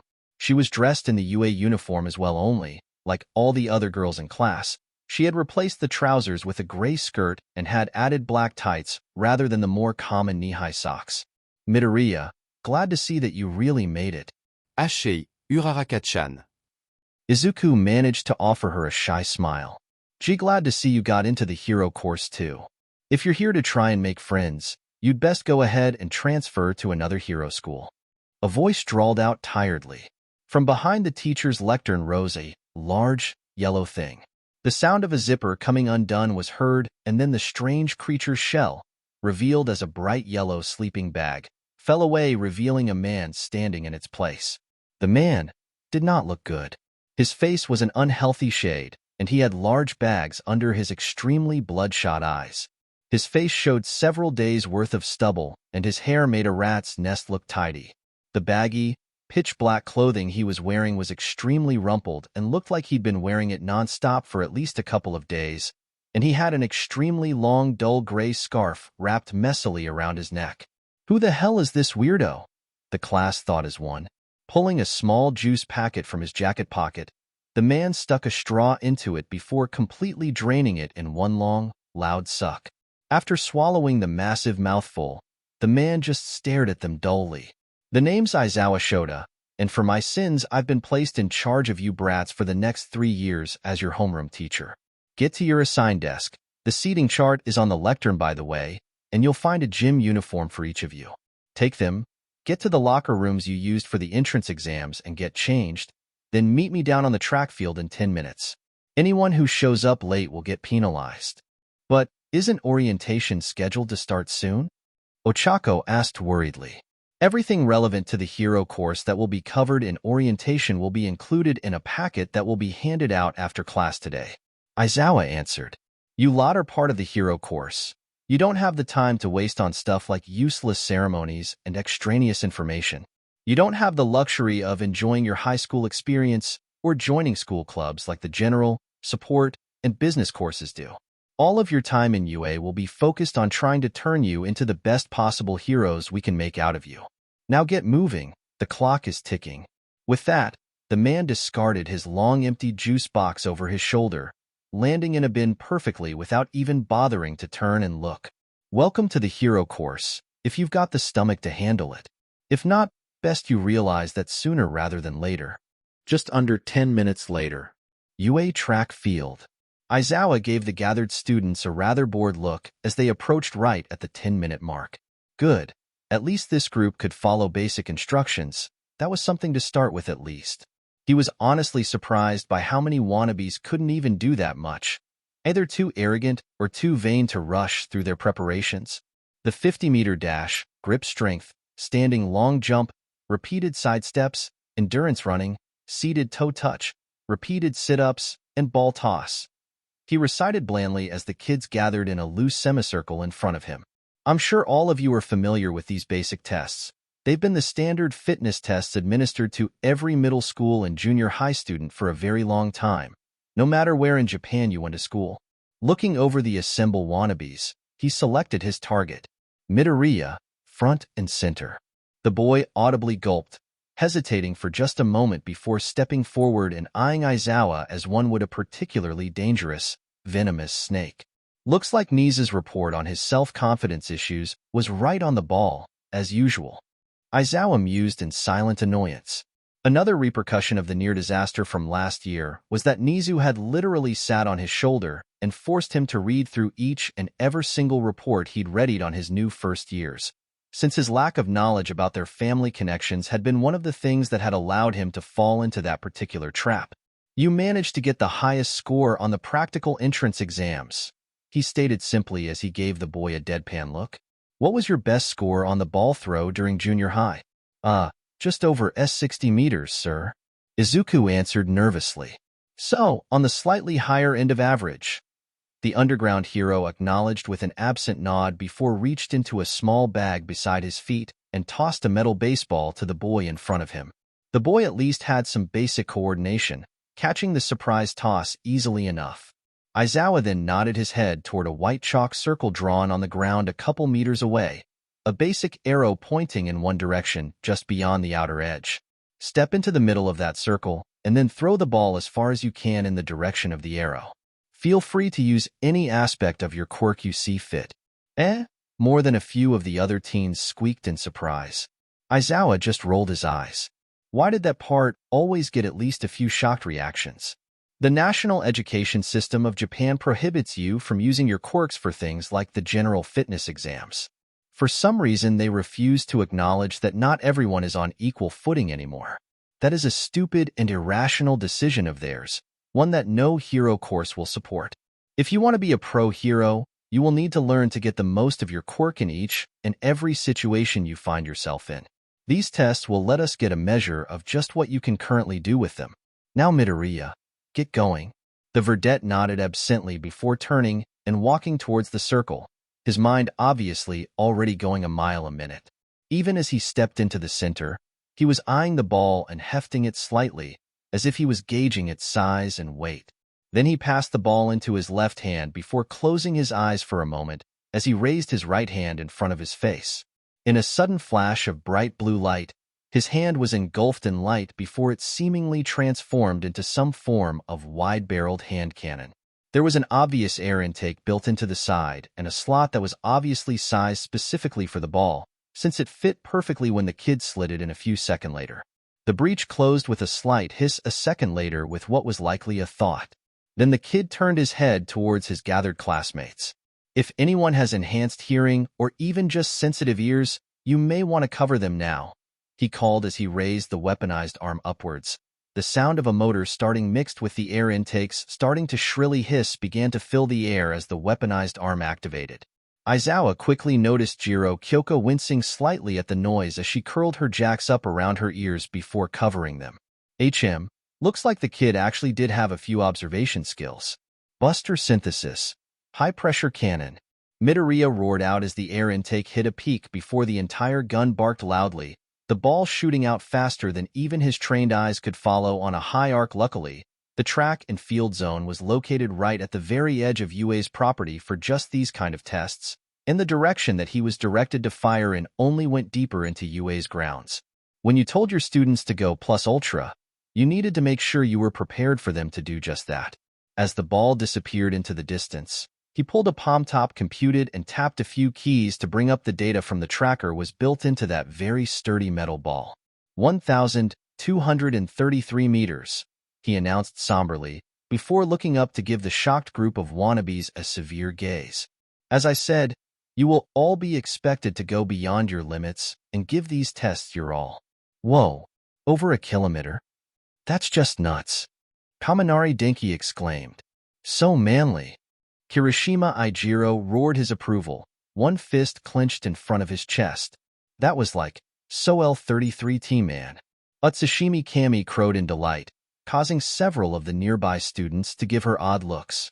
I can't believe we get to freely use our quirks. This is going to be so much fun.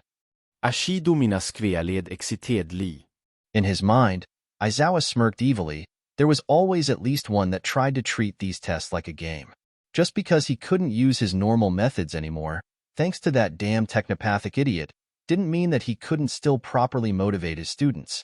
It had taken a bit of work to put something together that Nizu approved of, but it would be worth it if he could still impress the seriousness of the hero course onto the greenhorn wannabes. Fun? You think this is going to be fun? He growled out aloud, causing the entire class to flinch in his direction.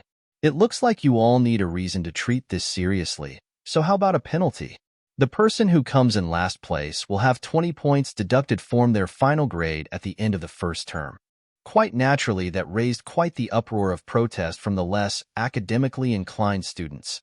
Even the ones he knew were more academically gifted didn't seem pleased with that kind of penalty. After all, 20 points could easily turn even a moderately decent passing grade into a failure.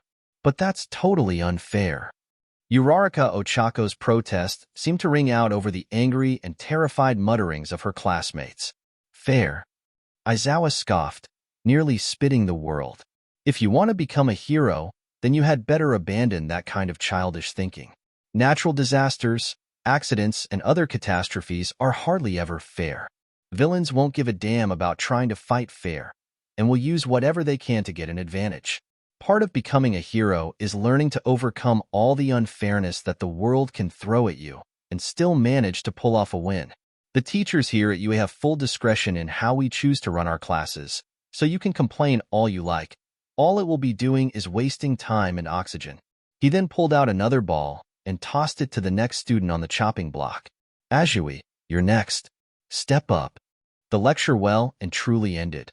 Aizawa settled back and watched the wannabes take their turns. While it didn't pull out quite the same level of desperate energy as his expulsion threat, this new threat still seemed to be doing what he needed it to. It was forcing these dumb brats to actually think and try and make the best of their quirks and bodies, even if they didn't directly suit the situation. It forced them to push themselves and show off exactly how much they'd worked to get this far. Hell, he'd be pleased if it just forced them to think on their feet and try something new. The main problem with last year's class was that none of them had been willing to push themselves that extra mile to shoulder that risk that came with being a hero. That was why he had expelled the lot of them, which had inadvertently led to that near train wreck. That damn Shiketsu brat had better pray he never met Eraserhead in a dark alley. From the start, he was seeing some things that honestly was starting to put this batch of wannabes into his good books. Azui Tsuyu managed to use her extendable tongue as an improvised catapult to get her ball a fairly impressive distance. Bakugo Katsuki used his explosion quirk to propel the ball almost 900 meters. Kirishima Ijiro showed a rather impressive display of sheer strength and physical training. Utsushimi Kami actually showed a surprisingly good baseball pitcher's form to get the maximum distance from her throw. Yaoyorozu Momo used her creation quirk to make a single-use cannon to fire the ball even further than Midoriya. Uraraka Ochako scored an infinity by using her quirk on the ball, earning her a definite first place in the event. Kendo Itsuka used her big fist quirk to swat the ball like an oversized tennis racket, earning an impressive distance, while Kodai Yui shrunk the ball down to a tiny size to throw it, before canceling it in mid-air, giving it the same speed it had been going at when it was small. Shoji Mizo extended a long string of connected arms out behind him before launching his ball like a living trebuchet. Ida Tenya used an impressive overhead kick to send the ball flying. Shirohanta made a sling with his tape to launch his ball across the field. Tokoyami Fumikage used his living quirk, Dark Shadow, to throw the ball pretty far. Masahiro Ojiro used his tail as a bat to smack the ball away. Todoroki Shoto used a summoned pillar of ice to launch his ball into the air. None of the remainder were able to show off either their quirks or physical abilities to an impressive degree. Oh well, there were still 7 more tests to go. Hopefully, for them, they'd manage to show him something impressive on those. Later, UA track field. In the end, the top 3 students in the events were as follows. Ball toss. 1. Uraraka Ochako 2. Yaoyorozu Momo 3. Midoriya Izuku. 50 metre dash. 1. Ida Tenya 2. Bakuk Katsuki 3. Asido Mina. Grip strength. 1. Yaoyorozu Momo 2. Mizo Shoji 3. Kendo Itsuka. Standing long jump. 1. Bakugo Katsuki 2. Ida Tenya 3. Midoriya Izuku. Repeated sidesteps. 1. Bakugo Katsuki 2. Masahiro Ojiro 3. Ashido Mina. Sit-ups. 1. Kirishima Aya 2. Midoriya Izuku 3. Baku Katsuki. Seated to touch. 1. Ashido Mina 2. Masahiro Ojiro 3. Yaoyorozu Momo. Distance run. 1. Yaoyorozu Momo 2. Midoriya Izuku 3. Masahiro Ojiro. I'm not going to bother showing you your individual scores, but here are the accumulated results. Aizawa stated as everyone tried to catch their breath after the distance run. A press of a button caused the placement listing to be displayed on the large replay screen directly behind him. 1. Yaoyorozu Momo. 2. Bakugo Katsuki. 3. Midoriya Izuku. 4. Ida Tenya. 5. Uraraka Ochako. 6. Masahiro Ojiro. 7. Kirishima Ijiro. 8. Ashido Mina. 9. Mizo Shoji. 10. Kendo Itsuka. 11. Kodai Yui. 12. Todoroki Shoto. 13. Tokoyami Fumikage. 14. Azui Tsuyu. 15. Hanta. 16. Utsushimi Kami. 17. Jiro Kyoka. 18. Kaminari Denki. 19. Hagakure Toru. 20. Aoyama Yuga. As the blonde French boy sagged forward in utter despair about coming last, Aizawa spoke up. However, this list is not an entirely accurate display of your abilities for several reasons, he stated, looking over the gathered students. First, Tokoyami. I know that your quirk is weakened under the brightness of a sunny day. Had the weather been overcast or we taken the tests indoors, you'd likely have scored far higher. Still, you made the best of a situation where you were at a disadvantage. Good work. Thank you, Sensei. The bird-headed boy offered calmly with a slight bow. Curse the sun. Dark shadow hissed from where it was hiding under his track jacket. Then there's the fact that some of you still refuse to take this test seriously enough and instead try to show off.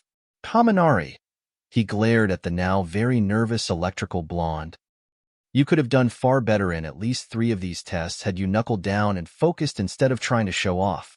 You've got some potential, but if you don't take things seriously, I will personally toss you into general education. Are we clear? Why, yes, sir. The electrification, Quirk holder managed to gulp out. Finally, 2 of you were sandbagging, and I refuse to accept that. Aizawa turned his glare to the 2 culprits. Todoroki. Midoriya. The green-haired boy looked honestly surprised by the accusation, looking at Aizawa like he was crazy.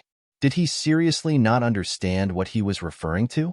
Todoroki simply set his jaw stubbornly and glared back at Aizawa in open defiance. Right, he'd deal with the apparently rebellious princeling first.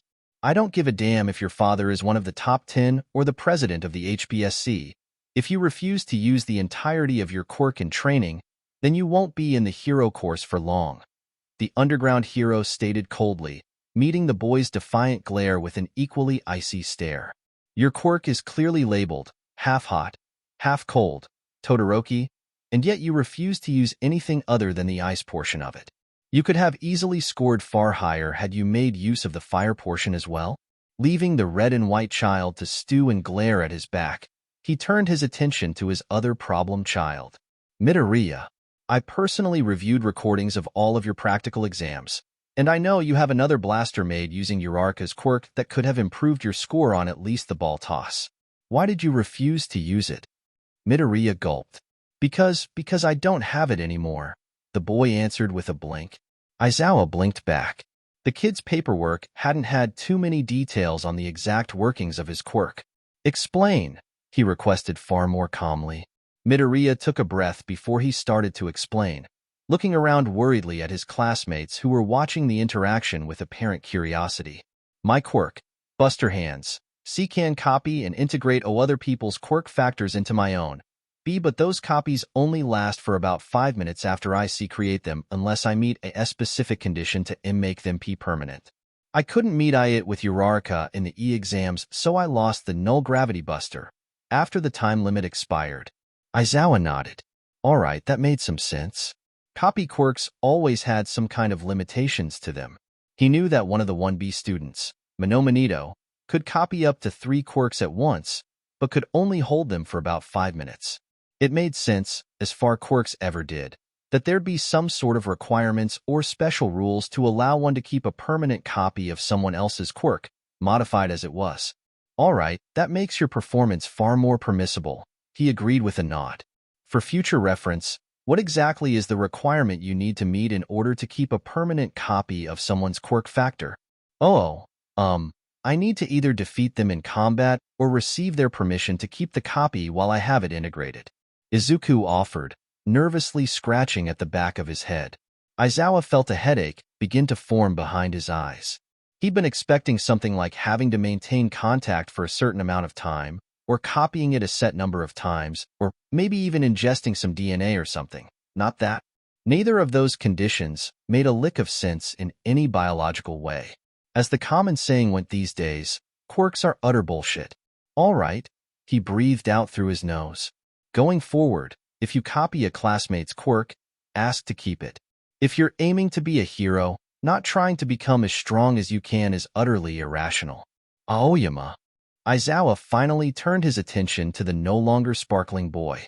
Even more so than Kaminari, you were trying to show off in spite of the clear limitations of your quirk, and you obviously haven't been seriously working to build your physical conditioning. By all rights, you deserve to have to work harder to keep your place in the hero course. If I had actually intended to carry out the penalty. Smirking as nearly every jaw in his new class dropped, he continued. That was merely a rational deception to force you all to put your best efforts into these tests. Despite your attempts to show off, you still put your all into this, and like far too many hero hopefuls these days, you've fallen into the trap of relying solely on your quirk. Let me put this plainly, your physical conditioning will be just as important as your quirk in the UA hero course. So those of you who haven't already put yourselves through physical training had best be ready to work your way into proper shape. That includes quirkless sparring for when it would be impossible or simply unwise to use your quirks. So, you'd all best be ready to earn your places here in sweat, blood, and tears. Ignoring the fact that several of his students were looking visibly nervous now, and that Aoyama looked like his soul was trying to flee his body via his mouth, the underground hero eyed them all, activating his quirk, making his eyes glow red as his hair floated around his head like he was possessed by some hellish demon. Make no mistakes, if I ever come to think that you're not taking your training as part of the hero course seriously, a grade penalty will be the least of your concerns. If you refuse to work for your spots and your futures, then I won't hesitate to toss you into general education to make room for someone who's actually willing to do the work. Deactivating his quirk and turning around on his heels, he offered some final instructions. You'll find your syllabi and orientation packets waiting on your desks back in the homeroom. Have everything read through and understood by tomorrow. Congratulations on surviving your first class as part of UA's heroics course. It'll only get harder from here. Job done for the day. Aizawa headed back toward the school, fully intending to go over his lesson plans one more time in the teacher's office before heading to bed for the rest of the day. He had a patrol tonight, after all, and crime never sleeps. Chapter 6. Mingling and Befriending. Later. Classroom 1A, UA High School. The 20 newly minted students of Class 1A were more than a bit overwhelmed after the last introductory class of the day, Hero Art Studies with Namiri Kiyama, the R18 Heroine Midnight, ended. Nearly all of the boys, and more than a few of the girls, were shifting a bit uncomfortably in their seats after watching the rather provocative heroine exit the room with a pronounced sway in her hips. Almost as soon as the end of the day chime rang, both Todoroki and Bakugo rose from their seats and quickly left the room without another word, both clearly not intending or desiring to socialize with their peers. Izuku could only shake his head at his old friend's pig-headedness. Katsuki, he knew from experience, wouldn't even bother trying to get to know any of their new classmates until he'd gotten some measure of their worth and decided if they were actively worth wasting time on, as he'd so roughly put it. That meant that it would at least be until after their first official training exercises in foundational heroics before he would even attempt to socialize with anyone else. Izuku had tried to argue that getting through the practical exams with a score high enough to enter the hero course should be proof enough. Dumb luck's a thing, Deku, was his best friend's acerbic response. Typical Kakin. Once he decided on something, he'd dig in his heels until it would take a bulldozer to get him to move. All right, everyone, after school wanna getting to know other party. The pretty, pink, and bubbly girl known as Ashido Mina called out before anyone else could leave. She had been responsible for the extremely ill-hidden campaign that had started almost immediately after they'd gotten back to class after Aizawa-sensei's initiation routine, to get everyone to agree to meet up somewhere after school to both celebrate actually making it into UA and to learn a bit more about each other. She was ably abetted in this endeavor by her two new besties, the perky and peppy invisible girl Hagakure Toru and the bubbly and gregarious gamer girl Utsushimi Kami. They had quickly, and surprisingly, been joined by the tall, elegant, and excitable girl known as Yaoyorozu Momo. Is there anywhere nearby that could host such a large group on short notice? Ida Tinya asked the logical question, his arm chopping the air with a near-robotic motion. Even if Bakugo-san and Todoroki-san have decided not to join, there are still 18 of us. 17, ribbit. The calm and friendly Azui Tsuyu offered, adding a cute ribbit to the end of her statement as she stood and headed towards the door. Sorry, would have loved to join in, but I gotta head home and babysit my younger siblings, Ribbit. Oh, that's completely understandable, Azui-san. Yaoyorozu reassured her hastily. Next time, perhaps? Sure, and just call me Tsuchan, Ribbit. The froggy girl agreed with a smile as she left. So, 17 people? The cool and stoic Jiro Kyoka asked the room. When no one else voiced a desire to leave, she nodded. All right, 17. I don't think that there's any karaoke place or restaurant nearby that can handle booking that many people in a single private room. Actually, there is. Izuku offered helpfully, quickly drawing the attention of the entire class. He blushed at the sudden attention but managed to soldier on, pulling out his phone and, after a few quick minutes of typing, held it up to show a rather fancy-looking webpage for Maruyama's House of Food and Fun. The address listed just below the name was only a few streets away from UA's front gates. This place actually pretty much specializes in serving UA students and has a couple rooms that could fit an entire class or club for group celebrations. They even earned Principal Nizu's personal seal of approval. Nice find, Midori. Mina cheered, offering him a thumbs up. Midori? Izuku flushed at the sheer forwardness of earning a nickname from a cute girl on his first day. Midoriya-san, might I have a look at that for a moment? Yaoyorozu asked politely. Blinking slightly in confusion, Izuku offered her his phone to the taller girl, who quickly flicked through the pages of the website for a moment before nodding and handing the phone back. I do believe this will be perfect for our needs today. I insist on paying for the room. That's over 7,000 yen for one of the class-sized rooms. Izuku balked at the idea, with more than a few of his classmates flinching slightly at the price. It's perfectly fine. That isn't even a full % of the monthly allowance I receive from my parents. The evidently very rich girl demurred, causing many of her new classmates to stare goggle-eyed at her. Ochako nearly fainted as she tried to do the mental maths on just how much yen the other girl got a month. Still, it'd feel like I was taking advantage of you, Yaoyorozu-san. Izuku protested weakly. Then I shall simply pay for the room. Everyone else can cover their own food and refreshments. Yaoyorozu offered a compromise, smiling slightly at the smaller boy. Does that sound fair to you? All right. Izuku nodded before looking around. That sound good with everyone else? A yell of agreement came from the class, except Ochako, who looked a bit worried. Is this place really expensive or something? She asked timorously. Not really, it's fairly average, and they have something similar to a buffet right after classes end for the day. A set amount of different finger foods and a soda of the customer's choice for only 1,000 yen. Izuku responded with a reassuring smile. Then let's go. The brunette gravity negator cheered, her enthusiasm suitably restored. Later. Party room, Maruyama's House of Food and Fun. Izuku had to admit that, while the private room was inordinately expensive, for any high school student not named Yaoyorozu, it was also certainly worth the cost.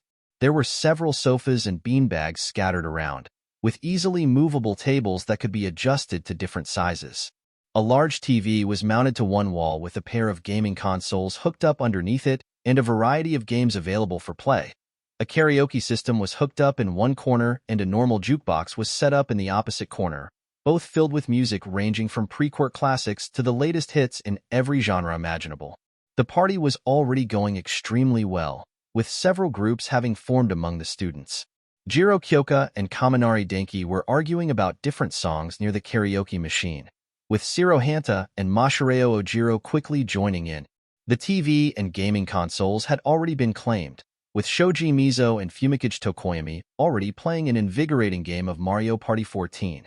Mario and Bowser's Funky Apocalypse, while Aoyama Yuga and Kirishima Ijiro watched and cheered. Most of the rest had scattered into different small groups and were chatting amongst themselves, himself included. Much to his own embarrassment, he had quickly been hemmed in along with Uraraka Ochako sitting to one side and Yaoyorozu Momo on the other. The mastermind behind this arrangement, Wanashido Mina, took up Ochako's other side while her accomplice, Utsushimi Kami, did the same for Momo. Their third accomplice, Hagakure Toru, had already departed to sow chaos and fun elsewhere. Midoriya-san, would you mind if I ask you a question or two about your quirk? Yaoyorozu asked, looking oddly out of place sitting primly on the couch with a can of soda cupped in both hands. Sure, I guess? Izuku offered hesitantly. Normally people didn't want much to do with his quirk, or him, after they saw what it did. What do you want to know? I noticed you used several different transformations based around your hands during Aizawa-sensei's tests, but there didn't seem to be any real correlation between any of them, she explained. So I suppose my question is, what exactly does your quirk do? Oh, that's a bit complicated. Izuku offered with a gulp. I think the simplest way to explain it is a comparison. Have you ever heard of a video game series called Mega Man? Or Rockman if you use the older translations? It was one of Capcom's longest-running and most popular series before the dawn of Quirks. I'm afraid to admit that I don't have much knowledge when it comes to video games, especially pre-Quirk ones. The Yaoyorozu heiress answered with a shake of her head and a slight blush. Oh, I've actually heard of those. Mina chimed in helpfully. Same. I am, totally hooked on retro games and MM is a classic. Cammy offered, grinning brightly. Well, whatever Mega Man can do, I can do for the most part anyway. Izuku offered, before he set down his drink, before carefully holding up his right hand and transforming it into his light buster. This is the light buster. It's basically a gun that fires off projectiles formed from an energy that is similar to, but different from, light. It's one of the two base busters that my quirk originally manifested with. So they are the ones that you didn't need to use your quirk's copying ability to acquire? Yaoyorozu asked in confirmation. Yup. When I first manifested my quirk, I only had the light buster and air busters. Though, it didn't take long for me to discover that I could scan other people's quirk factors by touching them, just like how Mega Man could gain power-ups by defeating enemy robots. I kinda stumbled across some references to the Mega Man games a short time later while I was doing research. Naturally, I was completely enthralled with the series, considering how much the main character's power worked so much like my own quirk. Izuku offered, looking fondly at the gun arm before reverting it back to his normal, blue hand. That's when I had my quirk's name changed to Buster Arms, sometimes Buster Hands, as a kinda homage to the series. That sounds lit, fam. Cammy chimed in excitedly, peering around Momo. You told Sensei that you had to beat someone in order to keep their quirk permanent, right? I have to either beat them in a fight or receive their permission to keep it while I still have their quirk copied. The green-haired teenager clarified for her, trying to avoid looking down the taller girl's cleavage, which was fairly hard considering that she'd already unbuttoned one or two buttons more than what was really proper, and instead tried to focus on her face and eyes. I've only gained 2 of my busters by beating other people. The rest have been willingly donated. So who gave you the one that you used during the ball throw? Ochako asked. She'd never seen anything quite like it before and was curious what kind of quirk could have created it. No one. Izuku answered with a quick shake of his head, feeling a bit more confident since no one was really reacting negatively to his quirk yet. That was a new technique I have been working on for a while now, and was only able to get to really start working after the general entrance exams were over. I call it buster synthesis. Part of my quirk is that I can alter and modify my various busters with parts and segments of different firearms, as long as I have sufficient knowledge of how they actually work. I can use anything from one of Nobunaga's original Tanegashima to a revolver or pistol, to even things like an assault rifle or sniper rifle. It doesn't even have to be an actual gun. My quirk kinda applies to anything that could be loosely labeled as a projectile weapon, even something as simple as a tennis ball launcher or a water pistol. Buster synthesis takes that to an entirely new level, letting me combine various parts of different projectile launchers and form them into a new hybridized weapon. The one I used on the ball throw was created by mixing a pneumatic cannon, a tennis ball launcher, and a supersized air intake valve. Oh my, that is really quite the extraordinary ability. Yaoyorozu offered, blinking slightly in shock. She had studied mechanical engineering a bit to work with her own quirk, and it was quite obvious that her green-haired classmate was quite a bit more advanced in that field than she was, at least when it came to firearms and devices that were used to propel objects. It was honestly quite nice to have someone else who understood the level of technical knowledge it sometimes took to get the most out of their quirk. That sounds so cool. Mina chimed in excitedly. Can you make actual bullet-firing guns with that trick too? Nope. Izuku rapidly shook his head. My quirk seems to only work with energy, liquids, and gases so far. I've never been able to produce a solid projectile before. He began to nervously rub the metallic skin of his hands together. With how much of a pain school already was because of my quirk, actually being able to shoot real bullets would have just made things that much worse. Oh crud, I'm muttering again, aren't I? Midoriya-kun, what exactly did you mean by that? Ochako asked slowly but sternly. Now under the effect of four sharp, female gazes all but pinning him to his seat and demanding an explanation, Izuku could only let out a defeated sigh, picking up his drink and taking a nervous sip before answering. Guns have always had a really negative reputation here in Japan, right? After the dawn of quirks, that kind of thing just sort of spread to anyone with a gun-based quirk. Snipe, gunhead me, we've all had to deal with it. People saying that our quirks are dangerous or villainous, saying that they're only suited for vigilantes or common crooks. It's not entirely untrue. A lot of criminals and vigilantes still use guns to hide their quirks so that authorities can't identify them. But that doesn't have a thing to do with you. Mina butted in, a stormy scowl on her face as she flopped back into the couch, feet kicking out in frustration. Gah, I really hate bullies, you know? I used to get picked on a lot when I was real little cause of my skin and horns. It's just so dumb. Totes hear ya there, girl. Once puberty kicked in, I started getting chaff from all the other girls, 'cause I turned from bland to a knockout almost overnight, Cammy agreed, hefting her bountiful chest in emphasis. Not my fault that puberty fairly hit me like a frickin' truck. Yaoyorozu merely shook her head. While I cannot say that I've experienced much bullying myself, but I've always had to deal with people trying to be friends merely because of my quirk, my family's connections and wealth, or similar reason to what Utsushimi-san provided. It is hardly enjoyable to have people try and treat you as a means to an end rather than a person, she finished, swirling her own drink with a small scowl on her lips. I've had more than a few people make some bad jokes about me because my family is kinda poor, Ochako admitted quietly. For such a ridiculous reason? Momo looked particularly offended at that, a fierce frown forming on her lips as she looked towards the smaller girl. How utterly appalling. Midoriya-kun, do you want to get the null gravity buster back? The Mia native quickly tried to move things along again. Izuku blinked at the sudden question. Well, if that is all right with you? Consider it my way of saying thanks for coming to my rescue when that zero-pointer nearly buried me. The brunette answered with a firm nod before reaching out her hand.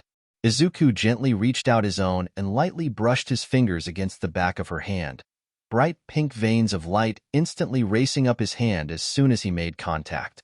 Almost immediately, his left hand began to glow with a bright pink light as it shifted into the now familiar shape of the null gravity buster. Oh, an M79 grenade launcher? Momo offered, instantly recognizing the weapon from her own studies. The quick recognition earned her a nod of respect from Izuku. All right, Uraraka-san, now all you have to do is give me permission to keep the null gravity buster, he explained. Okay, Midoriya-kun, you can keep the null gravity buster, Ochako stated with a firm nod. There was a small flash of pink light as the buster briefly flared with pink light for a second before settling down. Izuku visibly relaxed as he deactivated his quirk and let his hand revert back to normal. I always feel really tense whenever I have a temporary weapon active, he explained at their curious stares. I don't know for sure, but I think it might be my quirk reminding me that it's temporary and trying to urge me to make it permanent. Interesting. Do you choose the actual weapon and ability that your new busters possess? Momo asked curiously. Afraid not. It's all automatic on my quirk's part. Izuku shook his head. The ability they possess seems to be based around the subject's quirk, though it's not always a perfect mimicry. The weapon itself, I think, is at least loosely based on some aspect of the person being copied.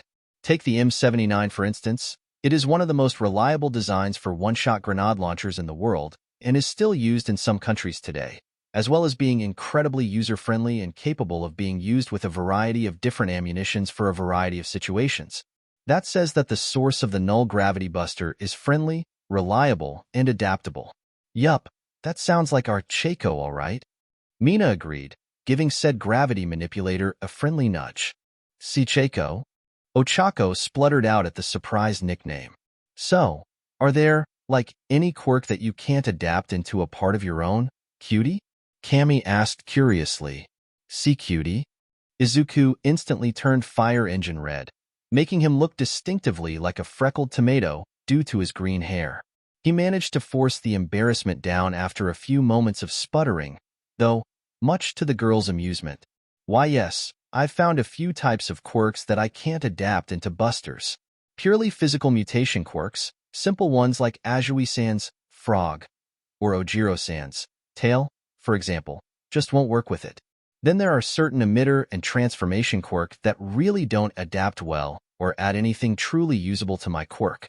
My aunt, Bakugo Mitsuki, is a good example of that. Her quirk, Glycerin, gave me the glycerin shot, which is basically a water gun that shoots out globs of glycerin. It's slippery, and I might be able to make someone slip up with it, but it's not all that useful overall. How intriguing, Momo offered, looking quite curious about her new classmate's quirk as she absorbed each new bit of information. I would presume that the same would be true for quirk that have abilities that are too similar to the ones that you've already managed to copy. Exactly, Yaoyorozu-san. The verdette confirmed with an eager nod. Aoya Makuin's naval laser quirk, for example, is likely a bit too similar to my own light buster to form a new buster, though it might be able to modify or enhance it in some way. Actually, Ashido-san presents a similar but far more direct conundrum for me. Huh? Me?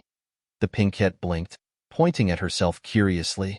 Yeah, your quirk is acid, right? Izuku asked for clarification. Yep. Mina agreed with a nod. I already have a buster known as the acid shot that I adapted from my uncle, Bakugo Masaru's acidic sweat quirk. The buster user explained. From everything I've seen, Ashido-san's acid is far more powerful than acidic sweat by nearly every measurable means. So I am honestly extremely curious about what would happen if I were to try and adapt acid into my quirk. Would it alter or update the existing form of my acid shot? Would it remove acid shot entirely and replace it with a new acid buster? Or would I both keep acid shot and get an entirely new acid buster? I've never come across this kind of situation before, so I really don't have a clue what will happen. Well, given the attitudes you've had to deal with in the past, I can see why you haven't had the liberty to experiment with your quirk as much as you'd like. Momo nodded, pausing briefly to consider the question herself. And honestly, I can see any of those possibilities being an option, though the third would be highly unlikely. A direct upgrade or wholesale replacement would be the most efficient options. Keeping an inferior model would make little to no sense. Well, why don't you give my quirk a test drive, and we find out here and now? Mina offered with a grin. No point in waiting, after all. Are you sure? Izuku asked hesitantly. It was patently obvious to the gathered girls that the boy was wholly unused to people just accepting his quirk as normal, something that made Mina's blood boil a bit, with Cammy, Momo, and Ochako silently echoing the sentiment. Sure, go ahead, the pink-skinned girl offered with an encouraging smile, stretching her arm across Ochako's lap to offer him her hand. Izuku could only offer a shy smile as he reached out and brushed his fingers against the back of her hand, causing veins of bright neon pink light to shoot up his hand. In a flash of pale brown light, the acid shot appeared on his left arm, modeled after the Smith & Wesson Model 36 revolver, making it an incredibly steady and reliable gun. Then the weapon seemed to collapse in on itself and start transforming into an entirely new buster as a bright neon pink light started emanating from its form. A few seconds later, and the light died down, revealing an entirely new weapon was resting on his arm. It looked loosely like a miniaturized machine gun, maybe a machine pistol. Izuku blinked curiously as he noted the 4 forward curving, rounded magazines that extended out from it, one from the normal place and the other 3 from the remaining points on the compass, forming a rough cross shape. The barrel itself also looked different, looking almost like it could rotate for some reason. As the last of the light died away, Mina's cheerful voice came from the weapon, shocking everyone. Acid Blaster is ready for action. Wadash. Hey, that was my voice? Mina gawped in shock. Acid blaster? Alright, that's a first. Izuku mumbled as he began to study the weapon in detail, trying to place what it was based off of. Taking a closer look at the barrel, it finally clicked. Ah, now I recognize this one. It looks like the acid blaster is based off of a pre-Quirk era water gun, one of the super soakers that were so popular back then. I think this one was called the Super Soaker Switch Shot. That one only had a single magazine, though. Ashido-san, can you alter the pH of your acids? Yeah, that was one of the first things I learned to do when I started practicing with my Quirk. The acid user offered, shaking her head to get back into focus. I can change its viscosity and solubility too. I can make it as weak as lemon juice and loose enough to slide on, like I did during the 50-meter dash, or produce an acid like you'd see in those old American cartoons, the kind that could eat through solid slabs of metal in a second, that's also as thick and slimy as tar. Though with the really strong stuff, even my acid-resistant skin can only handle a little bit of it without getting some nasty burns. Then that is likely what the 4 different magazines represent, for different types of acid. Izuku nodded. One is likely a fairly weak acid and another is a stronger, cartoon-level acid. The other 2 either fall somewhere in between or represent some other alterations in the acid you can make. Doesn't the barrel add something? My grandma was really into old American stuff, and she had a ton of those old super soakers. I played with them all the time back when I was a munchkin and spent the summers with her and Granny. Cammy asked curiously, pointing to the barrel. If I remember right, the SS switch shot could switch between scattershot, triple shot, atomizer, and jetstream modes. Scattershot made it a water shotgun, triple shot fired 3 weaker streams at once, atomizer fired it out a real fine mist, and jetstream was just your standard water gun. Oh wow, that could offer so many options. Ochako gulped in surprise. Ashido-san, may I keep this blaster? Izuku asked carefully. Normally, he'd never be this bold, but it's a really, really useful buster, but it's one I'll need time and practice with to learn how to use it effectively. Only if you agree to call me Mina-chan from now on, Midori. The horned girl replied with a grin, spotting a way to get the shy boy to call her by her first name and going for the throat. Wadash. Izuku, Momo, and Ochako all choked out, sputtering at the sheer boldness of this girl. Cammy just grinned. You go, girl, she encouraged, offering her new bestie a high five that Mina quickly returned. It didn't take long for a bright red Izuku to cave and agree to Mina's demand, causing the acid blaster to flash a bright neon pink before it reverted back into the acid shot, which then revered back into Izuku's normal blue, metal-skinned hands. Shocked at the transformation, Izuku repeated it a couple of times. Then he tried to go directly to the acid blaster only to find he couldn't. He had to form the acid shot first before he could access the acid blaster. He'd unlocked scaling alternate modes. As he repeatedly thanked Mina-chan for her help, Cammy pursed her pouty lips thoughtfully. Hey, cutie, have you ever tried to copy a gas quirk before? Huh? Oh no, I don't think I have. Izuku tilted his head to the side slightly in curiosity. Gas-based quirks are pretty rare, after all. Midnight Sensei is the only one that I can think of right off the top of my head. Yeah, true that. Well, my quirk is called Glamour, she explained, breathing out a thin wisp of iridescent, multicolored mist from her mouth. It hung in the air for a brief moment before dispersing. I can use it to create visual and audio illusions over a pretty large area, though they start to fade real fast if I don't constantly reinforce them with more gas.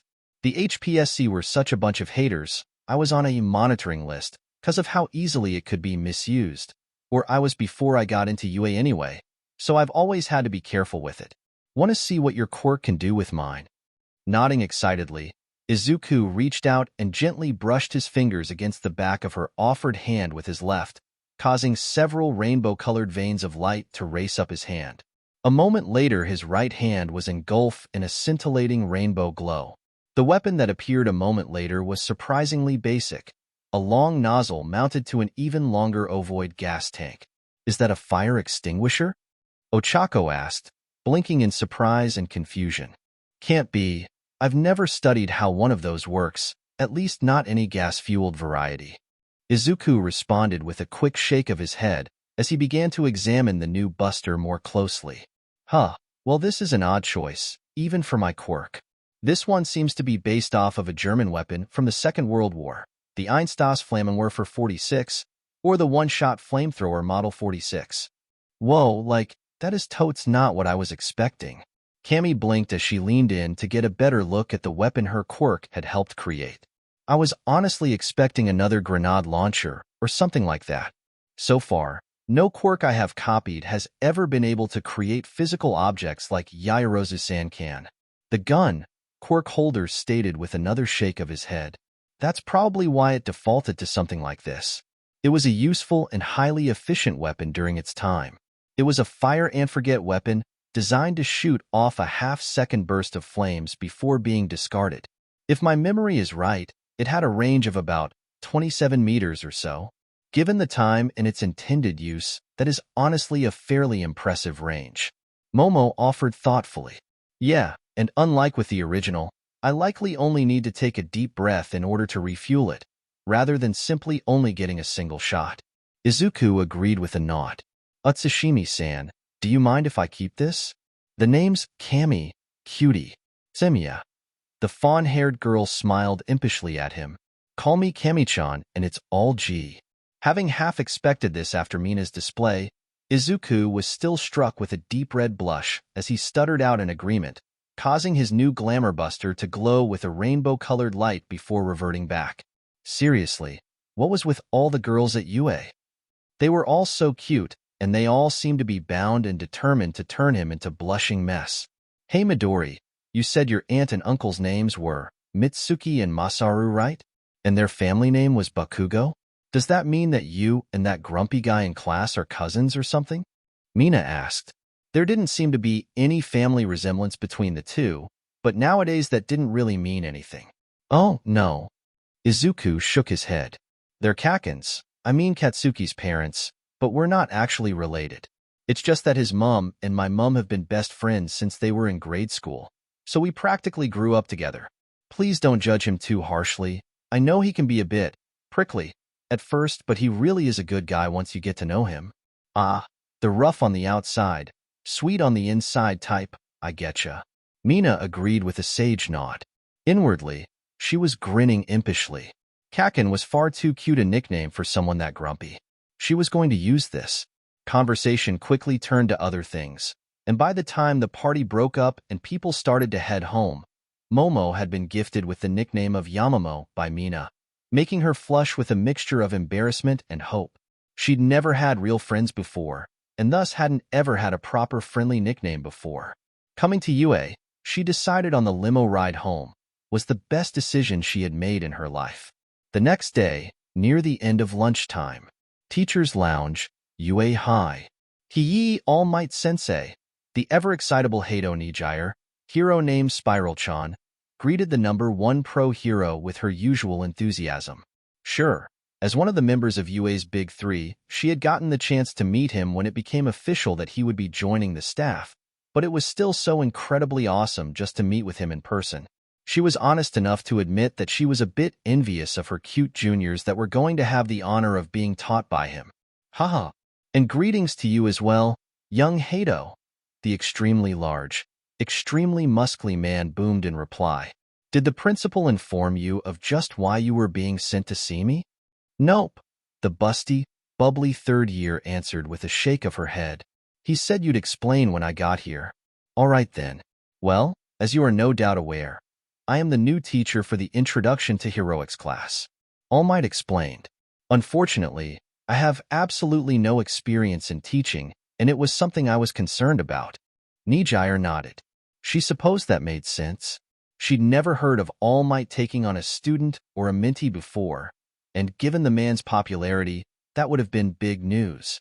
Learning that his lack of experience was actually concerning him was actually kind of nice. It made the larger-than-life man seem a bit more human to her eyes. I've read up on the subject as much as one can, as well as earning my teaching certificate under my civilian name and in disguise to ensure that my name didn't influence anything, of course, he explained. Still, my lack of actual hands-on experience was still a major concern, and thus I requested that Principal Nizu assign me a third-year hero course student to act as a TA to help me keep everything organized and on course. I was pleasantly surprised when I looked through your file after he offered you as his personal suggestion. From everything I've read, you're a picture-perfect prospect. You've truly blossomed under Ryukyu's tutelage, and I'm sure that this assignment will only help you when you eventually decide to start your own agency. Legitimately blushing after receiving such high praise from All Might himself of all people, Nijire was still a bit dumbfounded. Wow. She breathed out. I'm honestly a bit surprised he didn't suggest Mirio instead. Her fellow Big Three-member, unofficial leader, and male bestie was charismatic and energetic in the extreme. She personally thought that he'd be an even better choice for this position than her. Ah yes, there is a specific reason that young Togata wasn't chosen. All Might offered apologetically, rubbing at the back of his head. His mentor, Sir Night-Eye, and I were once partners until we had a bit of a falling out over a difference of opinion. An argument that we have yet to settle, unfortunately. I didn't think it would be fair to Tagata-kun to put him between myself and his mentor like that. I'd appreciate it if you could keep that under your hat for now. Oh, sure thing. The Blueanet nodded enthusiastically. All Might was such a nice guy, not wanting to drag someone else into an old argument. Regardless, it is no slur against young Tagata's skills that he wasn't chosen. To be completely honest, I reviewed all three of the Big Three's files while we were discussing this, and in any other circumstance it would have been a coin toss between you and him. I'm afraid young Amajiki is still a tad too nervous to be of real help on this. All Might elaborated. Yeah, Tamaki's still way too shy. He'd spend the entire class in a corner. Nijire agreed with a giggle. She loved the guy like a brother, just like Mirio, but he really needed to strengthen his spirit to match his abilities. All Might chucked a bit before coughing into his fist. Ahem, anyway, can I assume that you accept the assignment? He asked. When Nijire started nodding so fast he was concerned her head might fly off. He smiled his classic All Might smile, TM. Excellent. Then let's get started. I was hoping you could take a look at my first lesson plans for the first 2 heroic course classes I have, this afternoon and tomorrow. The overall plan, to put it as simply as possible, is to try and get a basic understanding of just what their current combat abilities are, where we need to start with, and what major areas of concern or improvement needs highlighting. The symbol of peace explained, handing her a folder. Sounds like a good idea for a first class. The third year agreed as she opened the folder and began to look through its contents. I wish my introduction to heroics teacher had done that. We spent the first 2 months going over basic stuff that I already knew from private studying. It practically bored me to tears, and heroics classes should never be boring. The overall plan looks good, but why is there just one scenario? All Might Sensei. I didn't really have the time to come up with more than the one due to the rush to get all my paperwork in order before the start of the new school year. All Might admitted, looking a bit abashed. Between my normal heroics and all the paperwork involved in that, interviews with the press over my new position, held until the day of my first class, and all the studying, training, paperwork, and general background research required to earning my teacher's certificate, I'll admit that the past few months have left me fairly swamped. Wow, sounds like you were completely snowed under. Nijire agreed with a giggle. But there are resources in the teacher's office for just this kind of situation. Kayama-sensei mentioned them before. If you ask her, then I'm sure she can show you them. Ah, indeed? Then I shall return post-haste. All Might declared before he seemed to vanish in a blur of speed, returning less than 2 minutes later with a large cardboard box and handful of files. I am here. With teaching resources. Wow, you're really fast, sensei. The girl gawped at him slightly. She'd known All Might was super strong, but people often forget that strength also translated to tremendous speed as well. Ha ha ha ha. Here's a good lesson, young Hato. If you want to be a pro, then you need to know how to hustle when the situation calls for it. The number 1 manfully declared as he placed the box on the table and beckoned Nijire over. Now, give me a hand sorting through these and finding the combat scenarios suitable for first years. By the looks of it, whoever last used these just threw them back in when he was done. By the time the chime sounded ending the lunch period, The two had managed to find at least a couple more scenarios that could be used in addition to the one All Might had thought up. The older hero silently vowed to get the rest of the files in order by the weekend. Nijire was simply looking forward to her first class as a TA this afternoon. She couldn't wait.